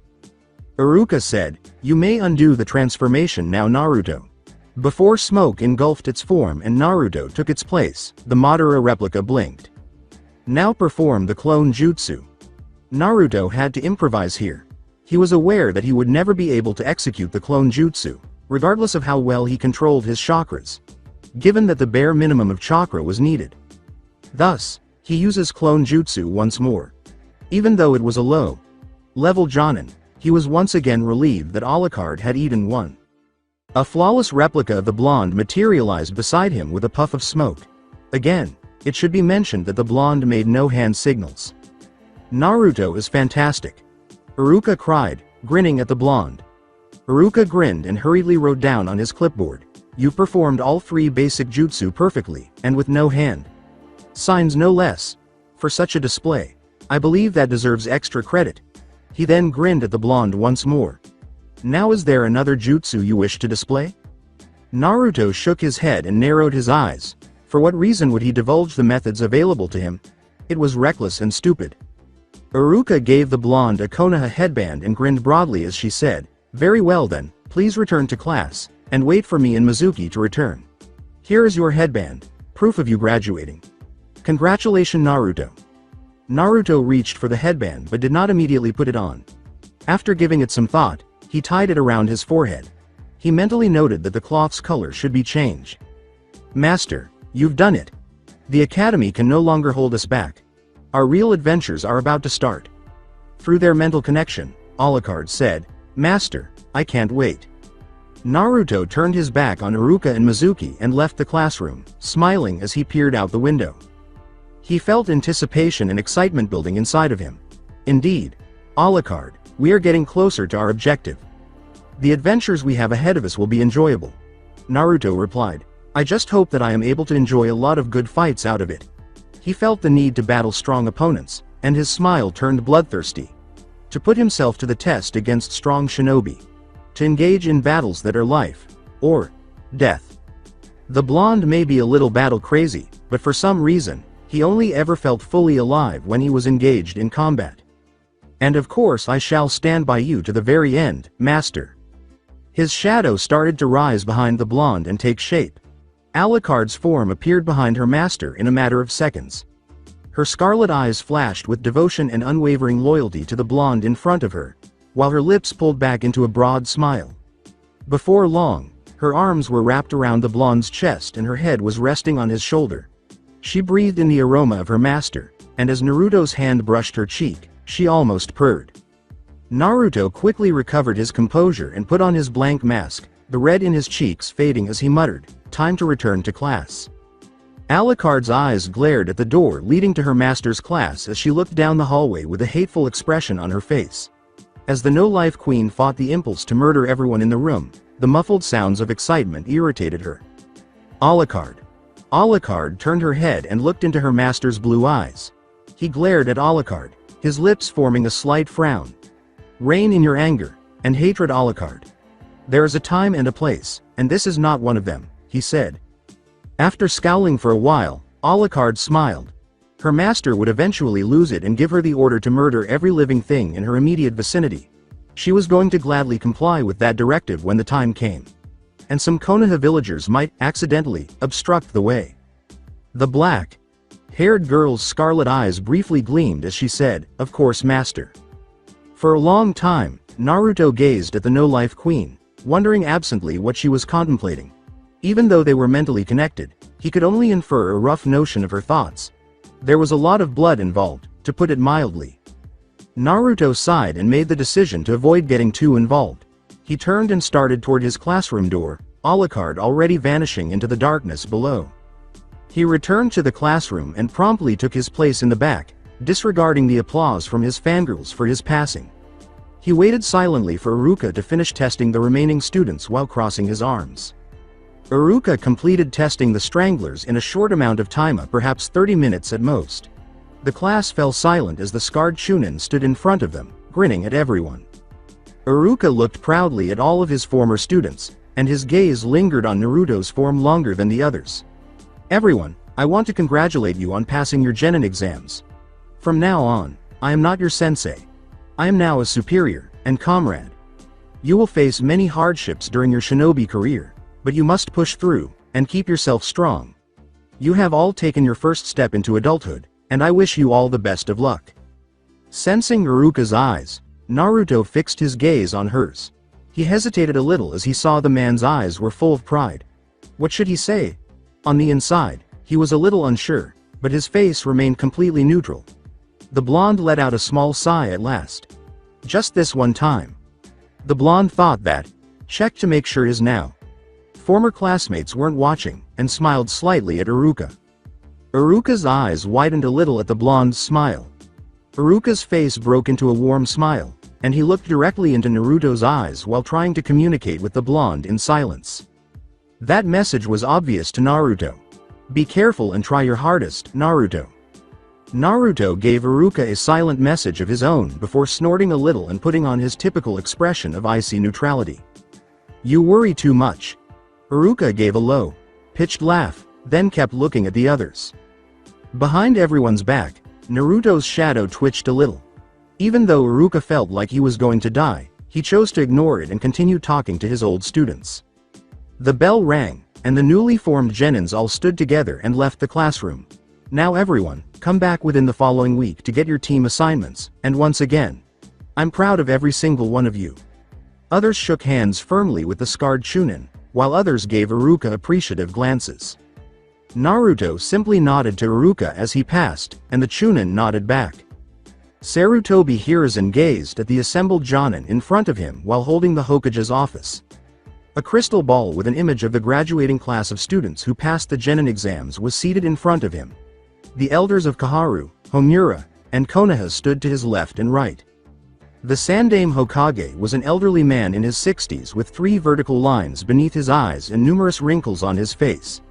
He had a tiny beard on his chin, and his once black hair was now ash white and slightly spiked. Except for the Hokage hat, he was dressed in the standard Hokage robes. With a raspy voice for his age, he said, "So, do any of you have any interest in the students before you?"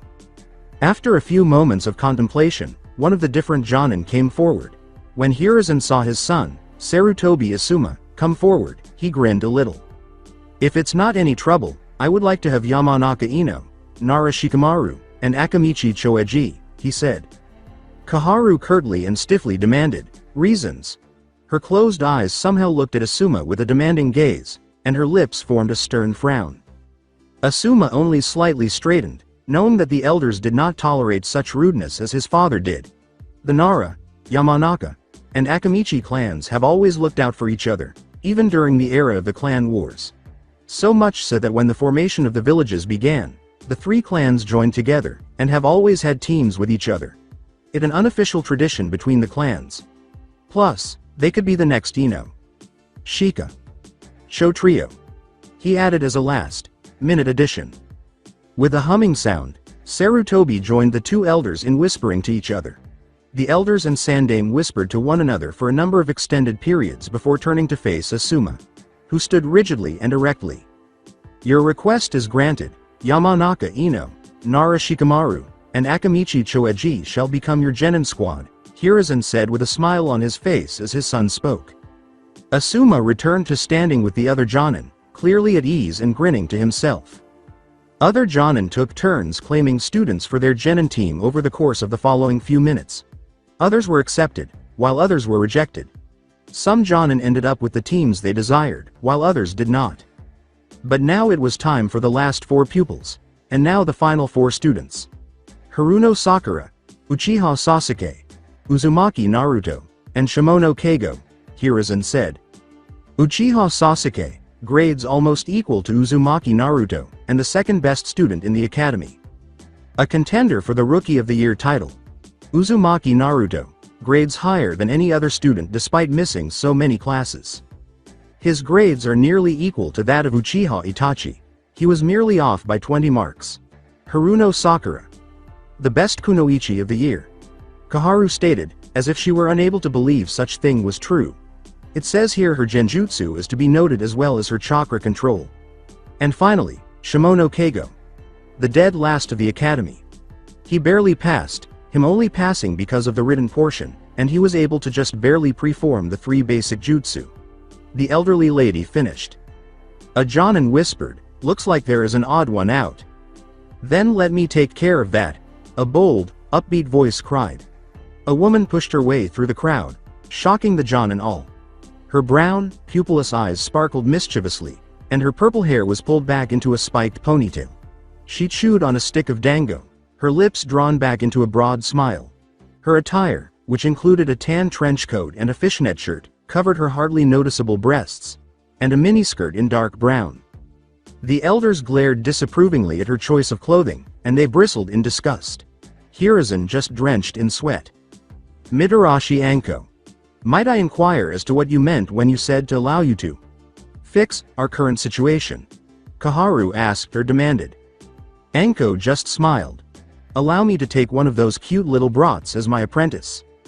While the other Jonin whispered among themselves, the elders exchanged glances. If let you take one of them as your apprentice, which one would you choose? The woman with purple hair exclaimed. Konoha's one and only Uzumaki Naruto, of course, with a radiant smile. The elders' relationship changed instantly, and they glared at Anko in silence. Before Anko had a chance to object, Homura started, absolutely not. It has always been a tradition to have the Rookie of the Year with the top kunoichi, and the dead last. Did you think that just because there was an odd one out that we would stop tradition? He said. But surely you can make an exception. You said it yourself that the Uchiha's score was almost equal to Naruto's. I think you would make a fine member for the team while I take Naruto as my apprentice. It'll all even out that way. Anko continued. Kaharu took a step forward and shook her head. That is not the point, Mitarashi. The point is that tradition must be kept, there can be no exception. Since it is uneven, we shall simply remove Shimono-san from the equation. The elderly lady replied. A cold, raspy voice said, perhaps we can let tradition go this one time. Hiruzen and the elders did not appear surprised at all, but the Jonin all began in shock. When Hiruzen said, Danzo, I was wondering when you would reveal yourself.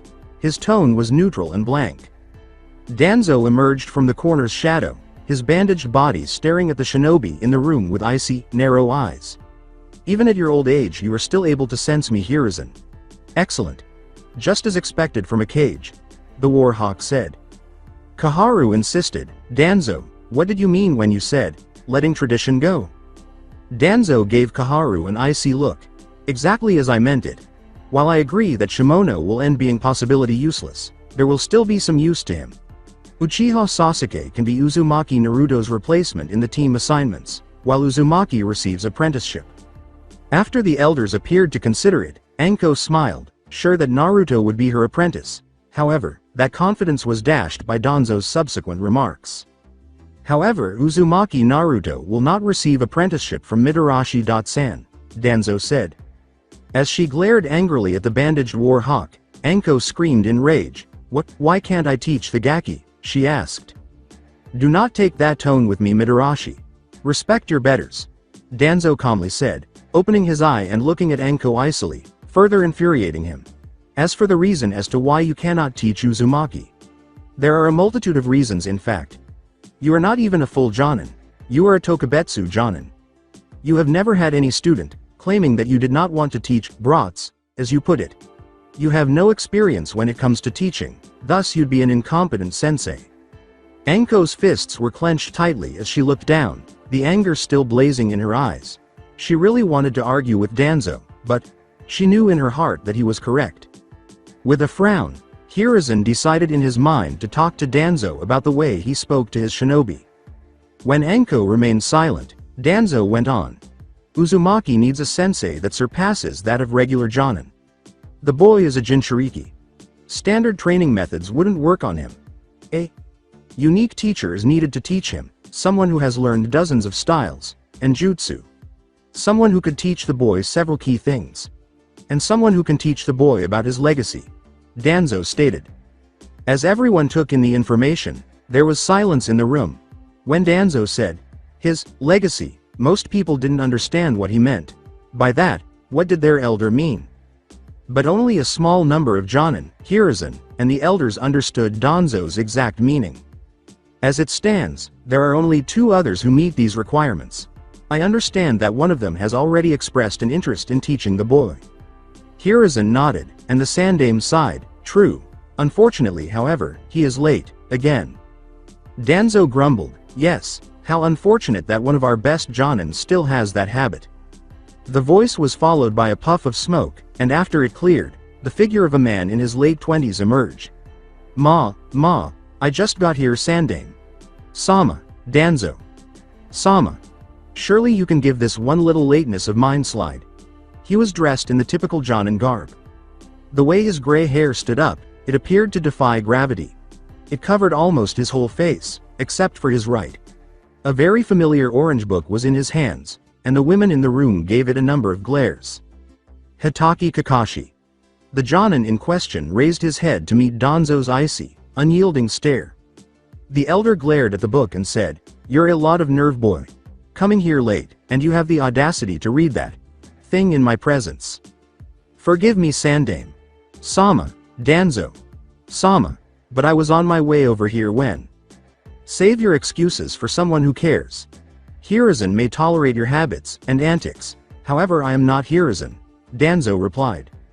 The Sandame said in a foreboding tone, "Danzo." Quietly, Danzo snorted. "Very well. As you know, you have the option of take Uzumaki Naruto as an apprentice. If you chose not take the boy, then I'll gladly take him as my student." Hiruzen's eyes narrowed. He could not, under any circumstances, permit Danzo to take Naruto as a pupil. Just imagining what Danzo could do to the boy. No matter how accustomed he was to such things, it made him a little cold. Kakashi started, tucking his book into his pouch. Ma, it's fine, Danzo. Sama. I'm perfectly fine with teaching Naruto. In fact, nothing will please me more. Then it is decided.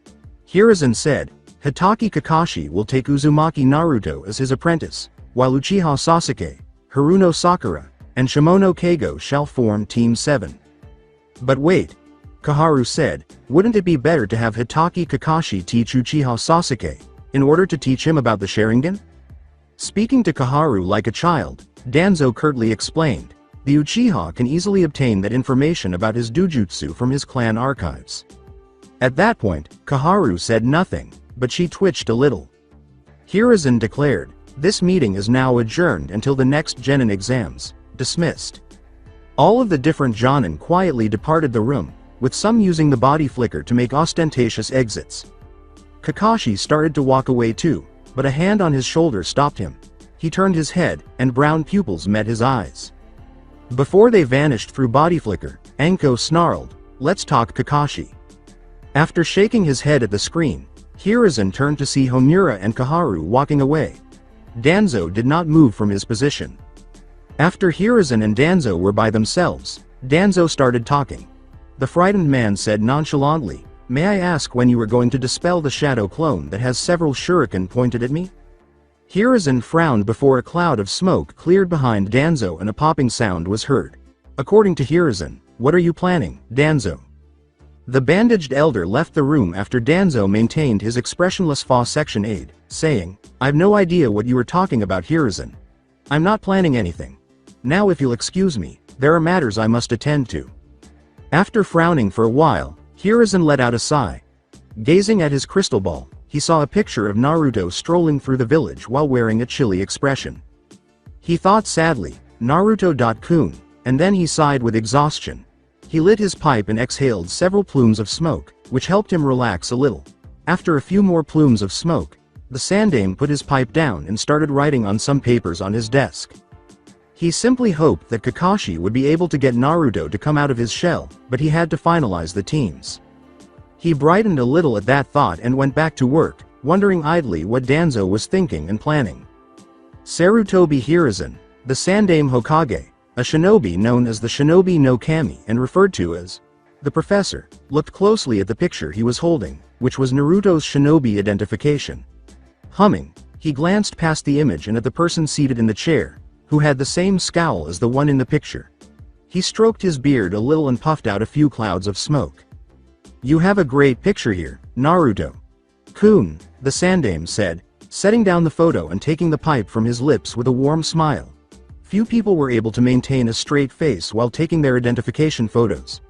To be honest, only you, Sasuke.kun, and Shino.kun maintained a straight face, he said to the blonde. When Naruto added the kun suffix to the blonde's name, his shadow erupted, unseen by the Sandaime. The blonde himself maintained a blank expression, his frown only slightly easing. Naruto nodded his head in the direction of the Hokage and said, "Thank you, Hokage. Sama. Thank you very much for the praise," he said. Sarutobi put his smoking pipe back in his mouth and smiled.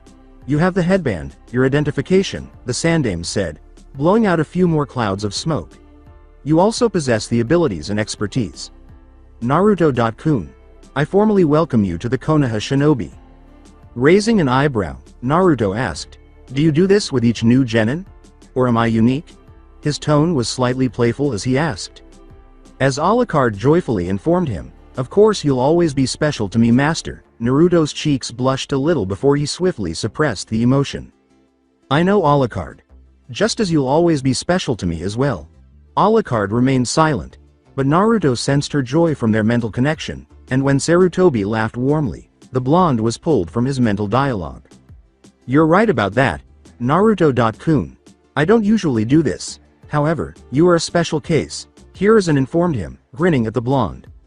The Sandaime hummed silently as he looked down at the various files in his hand, oblivious to the fact that his shadow had emerged from the ground to assume the form of Alucard.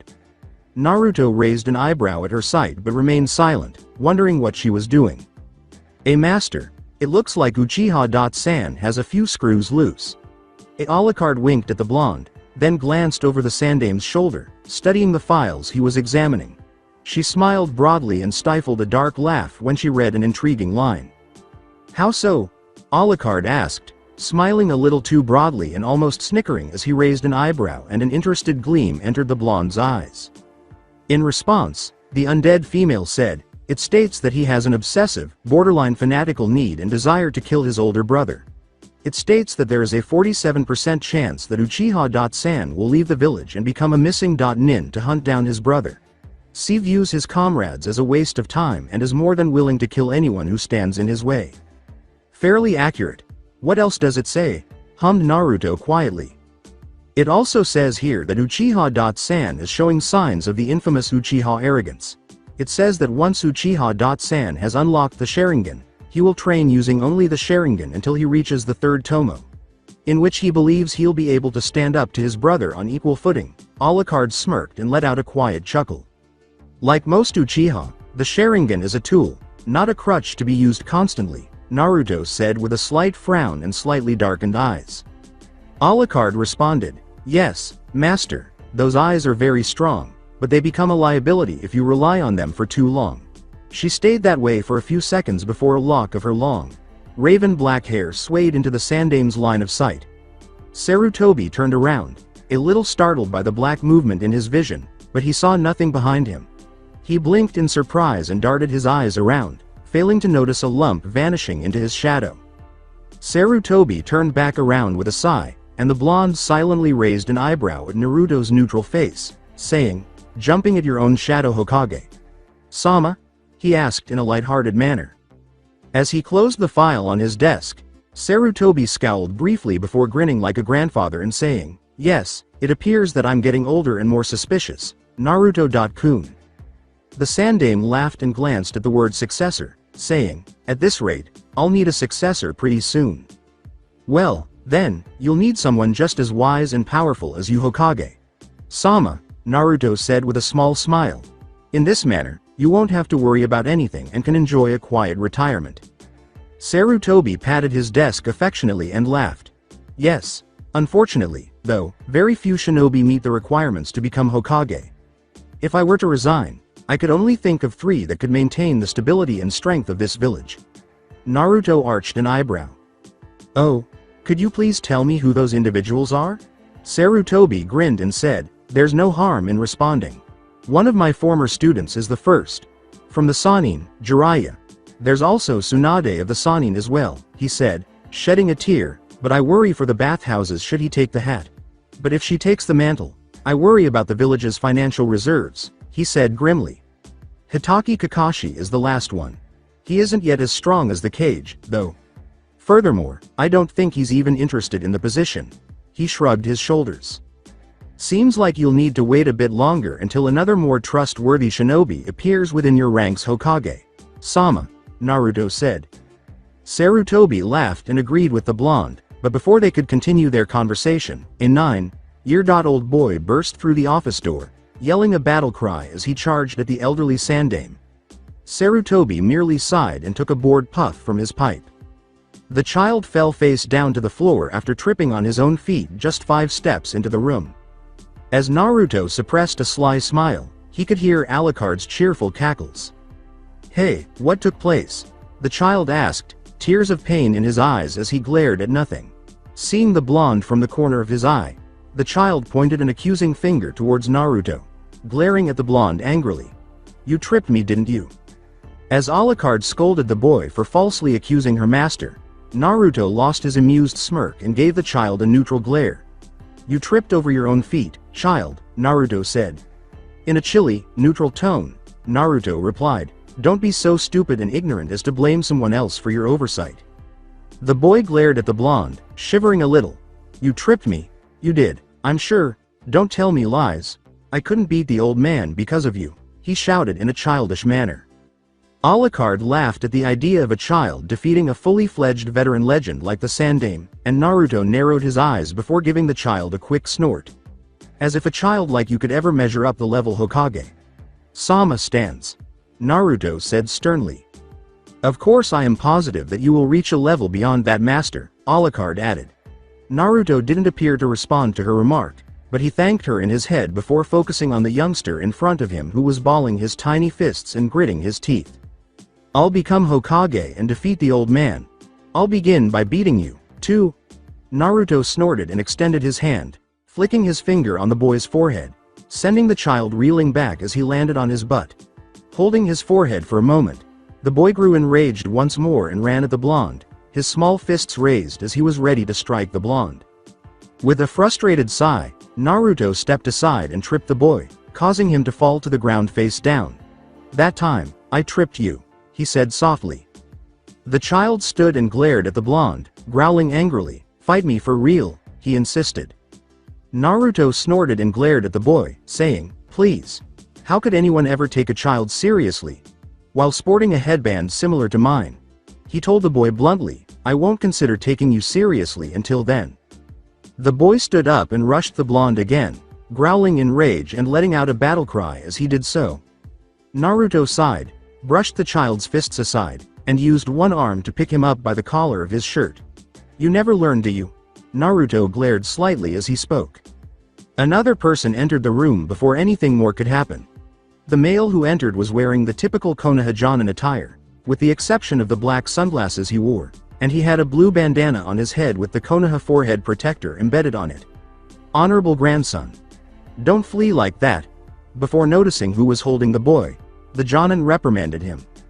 Ignoring Alucard's whispers that she was going to kill the man for daring to look at her master with such eyes, Naruto glanced at the man's direction and then back to the boy in his arms. The man scowled and glared at the blonde through his glasses, thinking, it's him. The Kyuubi brat. Jerk, let me go. With a frown, Naruto withdrew his arm, ready to strike the child lightly on the head as the child screamed and struggled to break free of his hold. Naruto said in a low but audible voice, it seems like no one has taught you proper discipline yet, child. Let me be the first one to teach you discipline. Naruto was about to punch the boy in the head, but the Jonin intervened. Cease. Do not dare to lay on the honorable grandson's hand. When Naruto stopped, the Jonin smirked and demanded, his grandfather, Hokage Sama, will not stand for this. This brat is Hokage Sama's grandson, Naruto thought, looking at the Sandaime who was observing the proceedings in front of him with a neutral expression. The boy smiled as he felt Naruto's hold loosen. You're correct. You're just like the rest of them, the child said, dejectedly, so you better put me down right now. Naruto looked at the child he was holding for a moment, then he snorted before striking the boy lightly in the head with his fist, which was enough to make him yell in agony because it felt like a rock hitting him in the head. The boy held his head in agony in his spot on the ground and looked at Naruto with surprise and a hint of respect. If that is all Hokage Sama, the blonde said icily, turning to face the Sandaime and bowing slightly as the Hokage gave him a slight smile. I could care less if Hokage Sama was your grandmother. I'll take my leave. Naruto paused at the doorway after passing the shell, startling Jonin, and turned to face the boy who was still holding his head. The boy turned to face him as he said, one more thing, child.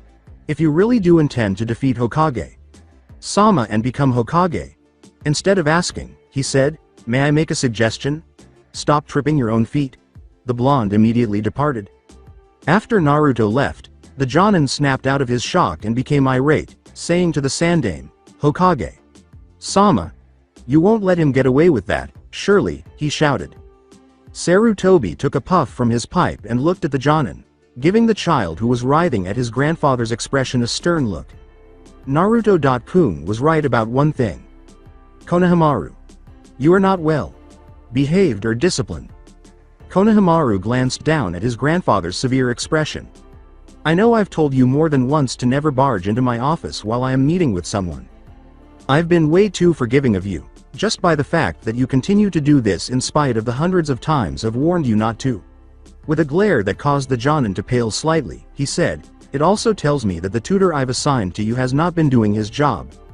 Thus, it appears that I will have to personally discipline you in proper etiquette and manners, he said, fingering a piece of chalk absently. From now on, starting tomorrow, you will meet me here at 6 in the morning, Konohamaru said, wondering absently where his grandfather had obtained the piece of chalk and what it was used for. As well as Ebisu, because of your... Ebisu went pale in horror as Sarutobi said, you will do D ranks for the rest of the week for not properly teaching my grandchild. In the morning, S6. That seems a little early, don't you think? The boy discovered the reason his grandfather had a piece of chalk when it abruptly flew through the air and nailed him squarely in the forehead. Konohamaru whined. From now on, when I am in my office, or when I am in these robes, you will address me as Hokage. Sama understood. Sarutobi yelled. But, you get it. The Sandaime repeated sternly. Downtrodden, the boy nodded. Good. Tell me, Konohamaru, now. What have I repeatedly warned you not to do? He fingered another piece of chalk and asked. Konohamaru gulped and replied, not to barge in your office during a meeting. That is correct. In any case, what did you do? Anyway, stormed into your office? The boy was nailed on the head once more as the chalk flew through the air. That is correct. And when you want to enter an office, what should you do? Konohamaru watched in horror as the elderly Kage started fingering multiple pieces of chalk when Sarutobi asked a casual question. Knock? Konohamaru was once more nailed to the forehead with a piece of chalk. Correct. Konohamaru realized that the day would be long at that very moment. In the streets of Konoha, Naruto scowled slightly as he passed people who were happy to ignore him entirely. Some would dare to glare at the blonde, but they would quickly turn away when Naruto gave them a chilly look in return. The blonde continued to frown as he stopped at a fruit stand and eyed a few pieces of fruit. The stand's owner scowled at the blonde but did nothing else. The blonde, happy to let the villagers ignore him, set down a bill of Ryo and took an apple before continuing on his walk down the street. The blonde's shadow bristled slightly as Alucard snarled, they should all be bowing down to you, master. Such worms don't deserve to even kiss the ground you walk upon. Putting his hands in his pockets, Naruto continued to walk through the village's streets until he arrived at one of the many parks. Naruto chose to finish off his apple and threw the remnants in a nearby garbage can rather than reply to Alucard's remark. After looking around and noticing that there were a few people in the park, the blonde sat down on one of the benches, closed his eyes, leaned back, and sighed as he relaxed, taking pleasure in the quiet and tranquil atmosphere that the park provided and feeling the warmth of Alucard's icy presence in his mind. The shadow beneath the blonde bristled slightly as Alucard warned, "Master, someone is approaching you."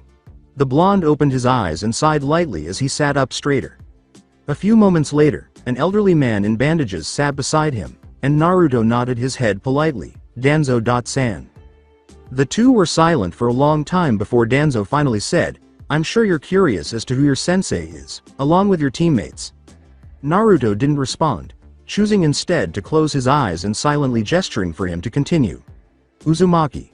Danzo returned politely.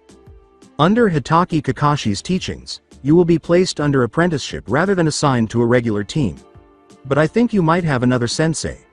"I just have a suspicion," Danzo remarked. With his eyes narrowing a little, Naruto scowled and thought, "That doesn't give me as much freedom as I hoped. Looks like my plans will be delayed again." "Don't be a master. Despite these annoying delays, I have no doubt that you will be able to finish your plans," Alucard said. "I appreciate your trust in me, Alucard," Naruto said. "Danzo-san, is that all you wanted to say?" "Among other things." Danzo replied. The old man produced a scroll from his robes and handed it to the boy next to him. Naruto took the scroll, gave it a critical inspection, and then put it in his pocket. "Ah yes. Uzumaki's Dark Angel. That is actually the closet I've ever come to seeing it," he thought, glancing at Naruto's shadow and narrowing his eyes slightly as he saw a single crimson eye in the blonde's shadow before it vanished. Danzo stood up after Naruto pocketed the scroll and said, "I shall take my leave now." He had always suspected that Naruto had a guardian of some kind, but he had never been able to prove it. He knew that something was there, keeping watch over the blonde, but he couldn't feel it. It was almost as if it were a dead creature. The only reason Danzo knew it ever left was because of the chilling sense of death and coldness it gave off, which made even him shudder in instinctive terror.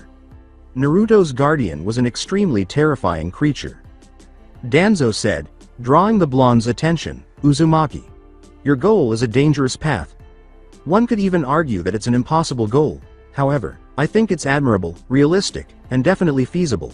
He assured him, "You can rely on the Foundation's assistance when the time comes." The dark shinobi turned and left, his form getting smaller as he went. "Master, are you sure we can trust that man?" Alucard smiled as he asked.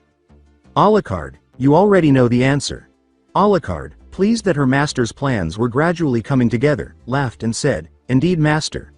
When it's time, we will have Danzo-san's full support, along with his root. Your plans are coming together perfectly, master. Soon your ultimate goal shall come to fruition," she concluded. "I am joyful that I shall be by your side during all of this, master. I cannot wait to see the outcome of your goal. It shall be unlike any other." Naruto's face remained expressionless until he smiled slightly. "Yes. My goal is getting closer and much more possible. And soon, you won't have to hide from others anymore. You can fully be seen by my side when the time comes," he said. He looked at his shadow and saw Alucard's crimson-red eyes looking at him with devotion and adoration. Alucard remarked, "Master, I am eagerly awaiting that day." According to Naruto, neither can I. The blonde stood watching the eye disappear back into his shadow. As he continued to stroll through the village, a frown returned to his face. As she marched through the village, he maintained a steady pace. His strides were quick but steady, light but powerful. The blonde was aware that a number of the villagers were staring at his back as he strolled through the village. Some would be bold enough to try to bump into him as he was walking, while others would whisper about him behind his back. Naturally, the blonde stayed out of their way and avoided most of their attempts. However, Naruto spent most of his walk attempting to maintain Alucard's composure. He senses the no-life queen's rage through their mental bond. Multiple times, Alucard would mutter to herself. She whispered that she would use human blood to paint the entire village red, and if that wasn't enough, she would use a ton of goat blood to complete the task. Additionally, Naruto was not interested in learning what she would do with a piece of candy. An eye-shaped candy. Naruto had a lot of creativity. After all, he occasionally played practical jokes before he met Alucard, and each one was inventive. However, he was astounded by what Alucard could accomplish with an eye-shaped candy. He had no desire to find out. In fact, he didn't.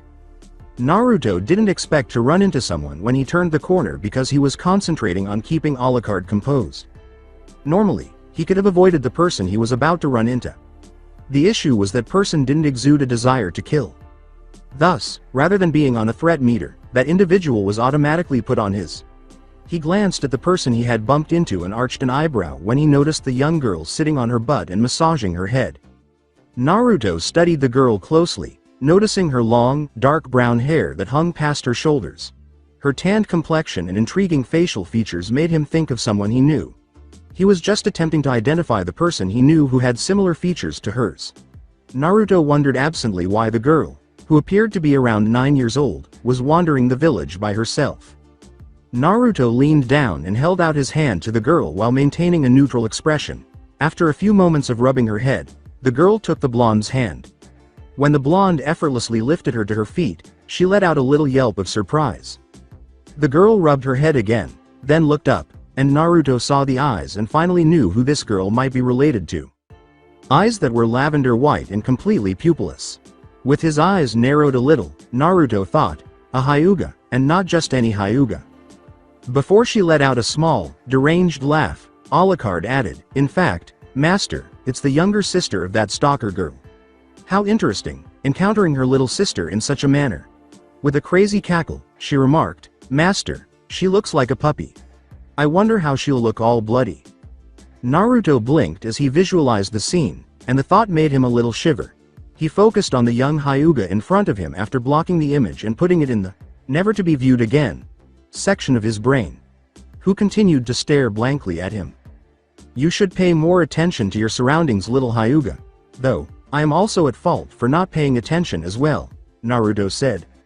The tiny Hyuga gave him a blink before cocking her head. After glancing up and down at Naruto's form, the girl frowned slightly. Curious, she asked, are you Uzumaki Naruto? Naruto answered indifferently, yes, indeed I am. I find myself at a disadvantage. You know my name, but I know not of yours. Alucard added, ah, the curiosity and innocent nature of a child, it is refreshing. Hanabi said, Hyuga Hanabi. My ne-san is Hinata. Naruto answered, yes, I figured that. Your facial features are a bit similar, so what's an heiress of the Hyuga doing wandering around the village? And with no escort no less. Alucard again added, laughing at her small joke, she's like a cat master. She probably had an escort but ditched them or something along those lines. Luckily for her, cats have 9 lives. I did have an escort, but I evaded them to further explore on my own, replied Hanabi. Alucard, please provide me with an explanation for Hitaki's tardiness when he gives me one. It's amazing how you can tell what someone did before you met me, Naruto thought, deadpan. Through their mental link, Alucard laughed back. Lightly, Naruto said, oh, aren't you a curious one? Did you ever hear the phrase, curiosity killed the cat? As his feet started to propel him forward, she spoke, Hanabi following at his heels. Yes, I have. But it's my understanding that the cat was brought back due to satisfaction. With a small smirk, Naruto raised his hand to shake Hanabi's head. In the meantime, he tried his hardest to ignore the jealousy that flared from Alucard. He commended it, saying, a clever comeback. As they continued their walk, Hanabi nodded gratefully, her pupilless eyes fixed on the blonde. As the young princess of the Hyuga clan walked alongside the target of their animosity, several other villagers watched in shock. Naruto raised an eyebrow and said, so little Hyuga. Any particular reason why we are going in the same direction? The veins in Hanabi's eyes widened as she momentarily activated her Byakugan, scanning the vicinity. A single eye opening in Naruto's shadow went unnoticed by the young heiress. The red eye was interestedly observing the girl's protruding veins. Alucard inquired curiously, very curious. It makes me wonder if that is painful, wouldn't you agree, master? Naruto nodded without saying a word.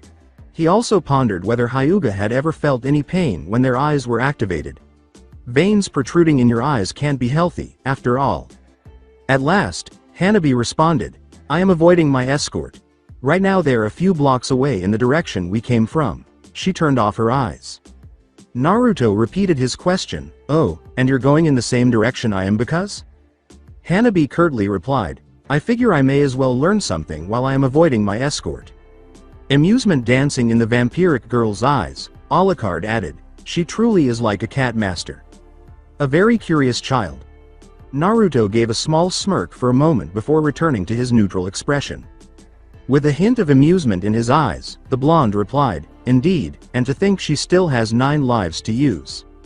As they strolled through the village, Naruto and Hanabi kept a relaxed silence. When the two finally came to an intersection, they came to a stop. Naruto said in a neutral tone, "Well, little Hyuga, it's been a pleasure meeting you. But this is where we part." Hanabi gave a nod. She said courteously, "It's been a pleasure as well, Uzumaki-san." The blonde gave Hanabi one last nod before turning and walking toward the red light district. When Hanabi saw the blonde leave, she turned away before continuing her investigation. She was certain that her escort wouldn't mind if she disappeared for a little while longer. Her feeling a little mischievous today had nothing to do with it, absolutely not. As he moved through the red light district, Naruto maintained his icy neutrality. Compared to the other villagers who lived in the healthier areas, the living people in the red light district were very different. Rather, the blonde was never glared at by the red light district members. They never ignored him either. They were friendly with the blonde at times. They simply acknowledged the blonde's existence, not in an overly amicable manner. The red light district did not sustain significant damage during the Kyuubi attack. Therefore, there was no reason for the residents of the red light district to despise the blonde. Rather, all they saw was a boy attempting to live his life as they did. Naruto was viewed as the scum of society, just like them. Despite his antisocial behavior, Naruto was aware that he could rely on the people in the district for assistance if he ever needed it. But Naruto thought he would never require assistance from others. His preference is to work independently. Furthermore, Naruto would only ever permit Alucard to assist him because the no-life queen was all he required. Alucard was greatly pleased with this line of reasoning. Naruto saw Alucard's familiars laboring ceaselessly to maintain the building's cleanliness as he entered the door of his apartment complex. As their feet pounded the floor, the multi-eyed hellhounds held cleaning supplies and trash bags in their mouths.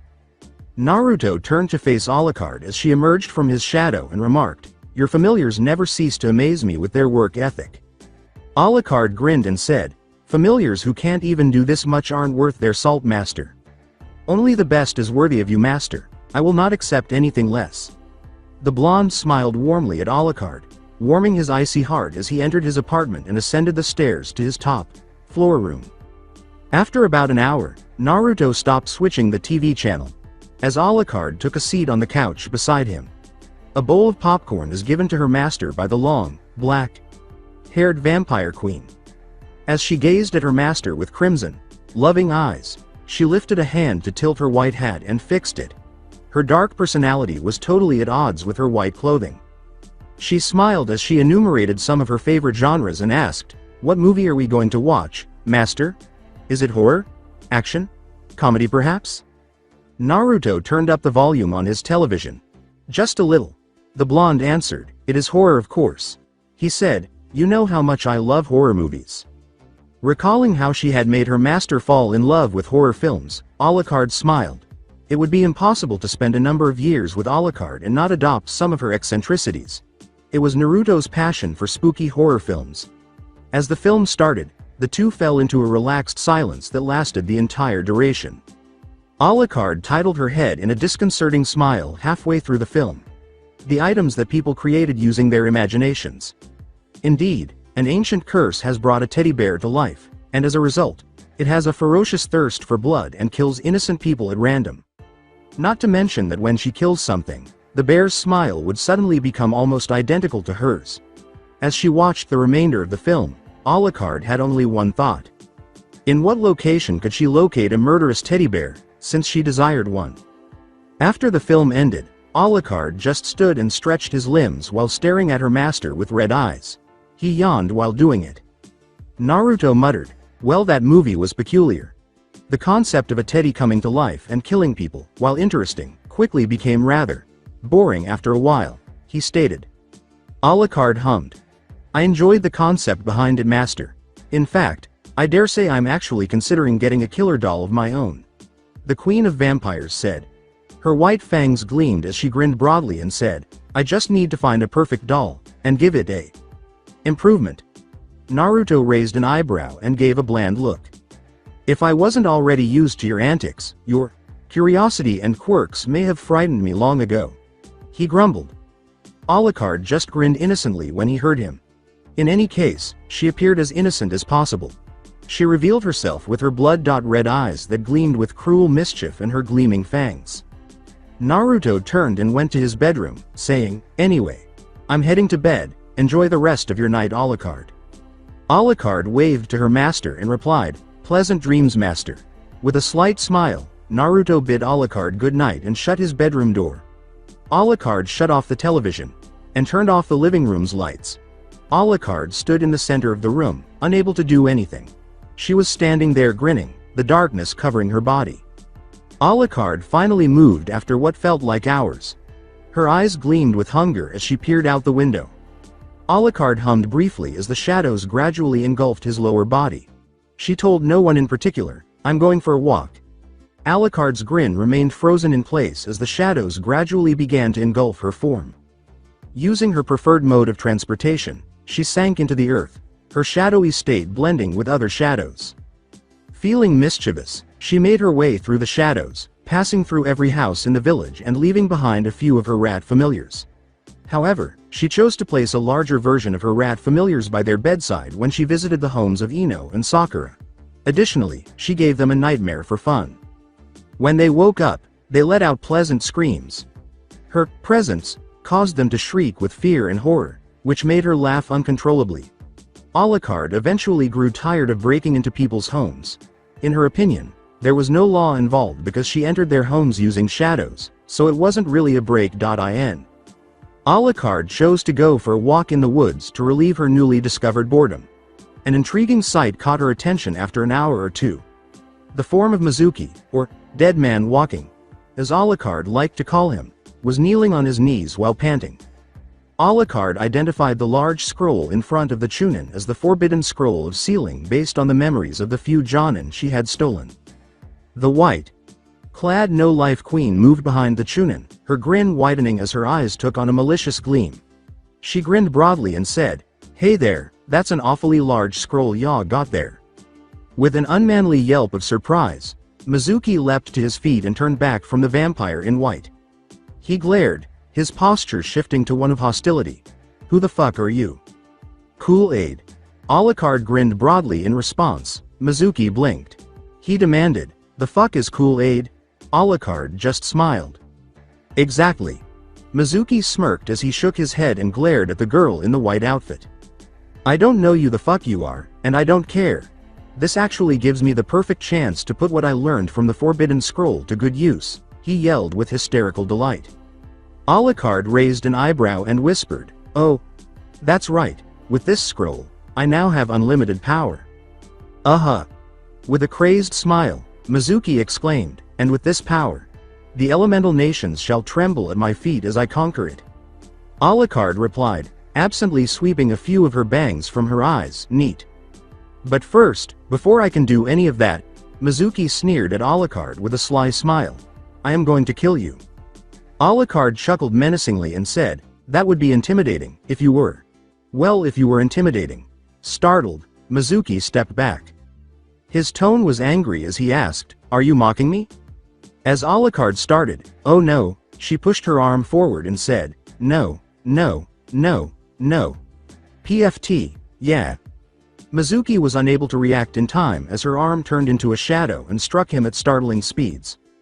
Mizuki was standing 1 second, and then he was suspended in midair, a tendril composed entirely of shadows piercing his chest through his heart. The no-life queen grinned broadly at Mizuki's suffering form as his form was brought closer to Alucard, who was choking on his own blood. Sup? She inquired nonchalantly. Mizuki gurgled. You know, normally, I would have eaten you by now. But something tells me you'll taste terribly. She grinned. As she hid the forbidden scroll in her shadows, she said, So instead, I'll just take this. As the light went out of Mizuki's eyes, she smiled and patted his cheek, saying, and now I'll just leave your dead corpse here for the wild animals to feed upon, okay? Seeing no resistance, Alucard let go of the body and eagerly got ready to return to her master through the darkness. As a number of predators started to approach Mizuki's body slowly, she smiled. She laughed and disappeared into the darkness, idly reflecting that her walk had been excellent. Staring at Alucard with an unreadable expression, Naruto folded his hands in front of him and asked, "So you were taking a walk through the woods?" "Yep." "You ran into Mizuki with the forbidden scroll?" "Yep." "You killed him quickly, and took the scroll, leaving his dead corpse to be eaten by the wild animals of said forest?" "Yep." "After that, you returned here, left the scroll on the table, and cuddled with me as I slept for the remainder of the night." Alucard smiled with his fangs and nodded eagerly. For a brief while, Naruto gazed at Alucard without emotion. "All of this from an enthusiastic walk?" he inquired. Alucard clarified, "Very enthusiastic walk." Naruto deadpanned, wondering absently if he had been allowing Alucard too much wiggle room. Right. No, she was aware of when to act like a good girl. Naruto unfolded the scroll and read it, saying, "Normally, I would order you to return the scroll. But since no one knows where it is, I see no harm in borrowing it until I've learned all I can from it." With her crimson eyes developing into a rather intriguing technique on the scroll, Alucard's smile widened as she moved to her master's side. She pointed to the technique she was looking at and said, "Master, perhaps this technique shall interest you." Naruto's eyes focused on the one she was pointing at, blinking. His eyebrows shot up in surprise and curiosity. With a dark smirk of amusement that only Alucard could have, Naruto said, "Oh? Such a curious technique." Alucard got a very similar smirk on her lips and watched her master smirk like that, which sent a nice shiver down her spine. Alucard's eyes flashed scarlet as her smile widened, and Naruto whispered, "Edo Tensei. Interesting indeed." In mild annoyance, Naruto tapped his fingers absently on his desk. His patience, which was typically immense given that he tolerated Alucard's antics, was wearing thin. He vowed to let Alucard play with her new toy as much as she could if his Jonin-sensei did not move into the room in the next minute. Yes, he could already picture the torture that Alucard would inflict on that Jonin. "Oh, yes, it would be so lovely," Naruto said with a sly grin of dark amusement. Even the Sandaime found it difficult to decipher Hitaki Kakashi's thoughts because of how well he wore his mask of indifference. A Jonin like him could be unnerved by few things. He was therefore quite uneasy when he opened the door and walked into the empty classroom to meet his new apprentice. Naruto's glare was painfully neutral as he stared at him. The eyes were blank, showing only a faint hint of distaste and indifference. Normally, he would have laughed at a genin like that trying to scare him like that. However, there was something unsettling about the blonde at the moment. Kakashi felt cold all of a sudden. The personification of death seemed to be hovering just above his shoulder.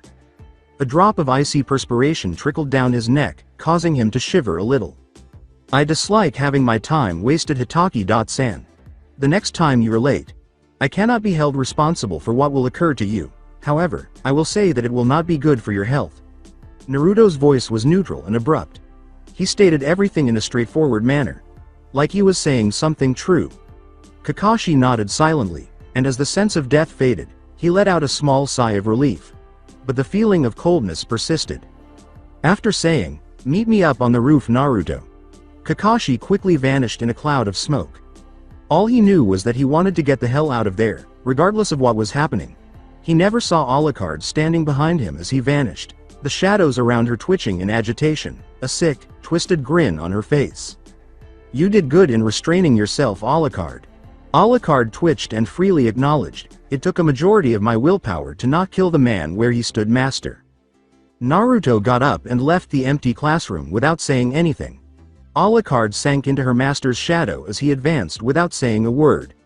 Naruto's thoughts flashed back to how this all occurred as he moved up the stairs and through the hall. When team assignments were distributed, he had shown up for class as expected. The blonde will acknowledge that he didn't hear the different names that were uttered. Why ought he to? He didn't really seem to care who his possible partners were. He would fight alongside them until they were shown to be a threat to his plans, provided that they did not obstruct them. In addition, Alucard had undoubtedly taken the time to hear who was assigned to which teams. Alucard would be more than delighted to tell him about the teams, if anything. He didn't really pay attention until he was called. When he learned that Kakashi was his teacher, he was not shocked. When he learned that he would be Kakashi's apprentice, he was a little taken aback, but that feeling soon subsided. He now had to contend with Hitaki's intolerable tardiness and propensity to disregard others. Not acceptable. Naruto was aware of one thing. Alucard might end up with another soul to add to her expanding collection if Hitaki did not take him seriously. As he leaned on the railing, Kakashi said dispassionately, "You took your time in getting up here." His gaze focused on his book. Naruto responded coolly, "You took your time in arriving here." Touché. Kakashi went on without even taking his eyes off his book. "Why don't we introduce ourselves? It'll make for easier cooperation if we know a little about one another. I shall only participate when you decide that my apprenticeship to you is more important than your literature." The masked Jonin put his book away, making sure to commit his position to memory, and then focused entirely on his apprentice. "Fair enough. As you know, I am Hitaki Kakashi. I will use sensei from henceforth, whilst you are now my apprentice. As you know, apprenticeships are rare. The only apprenticeships have been Orochimaru, Jiraiya of the Sannin, and of course our Sandaime, whose masters were the Nidaime and Shodaime. As of now, this is the fourth apprenticeship sanctioned by Konoha. I am well aware." "Good. Now, since this is an apprenticeship, the next half of the Genin exam is unneeded. However, I still want to see what you can do. So tomorrow, be at training 18 at 8 a.m. Can I expect you to arrive on time? Or shall I arrive there at 10? Kakashi gave Naruto a quick glance as he remembered Enko's threat following the blonde's appointment as his apprentice. "Listen up and listen up, good Hitaki," Enko yelled. "I wanted to teach the brat. I wanted to be the one the brat called sensei. And I wanted to be the one that could brag to other Jonins about my brat. So the least you could do, is take the brat seriously. If you don't take the brat seriously, then I promise you Hitaki, I am going to break into your apartment, take your precious collection of books, and burn them to the fucking ground." Kakashi apparently made the decision to take the blonde seriously. As they say, he may have been 2 hours late to meet the blonde. Old habits don't go away easily. Nevertheless, Kakashi made a self-promise to take the blonde seriously, and he planned to do just that. However, he set up a number of traps around his apartment just in case. Specifically, in the vicinity of his book collection. In a village full of ninjas who are more than capable of carrying out their threats, you can never be too cautious. Bravo for being paranoid. After saying, "Be there at 10, Kakashi vanished in a flurry of motion. With a glimmer of interest at Kakashi's behavior, Naruto acknowledged, at the very least, he seems to be taking me a little seriously. When Alucard emerged from her master's shadow, she said, "Let us hope so, master. Should he not, I shall take immense pleasure into making him into another familiar." Naruto turned and headed down the stairs without responding. "Come Alucard, it's time to go back home. Preparations must be made for tomorrow." Alucard smiled and quietly retreated into Naruto's shadow. The Sharingan's Kakashi Hitaki was going to be astonished tomorrow. Very astonished. That's it for today. I hope you guys enjoyed this great story. See you in the next one.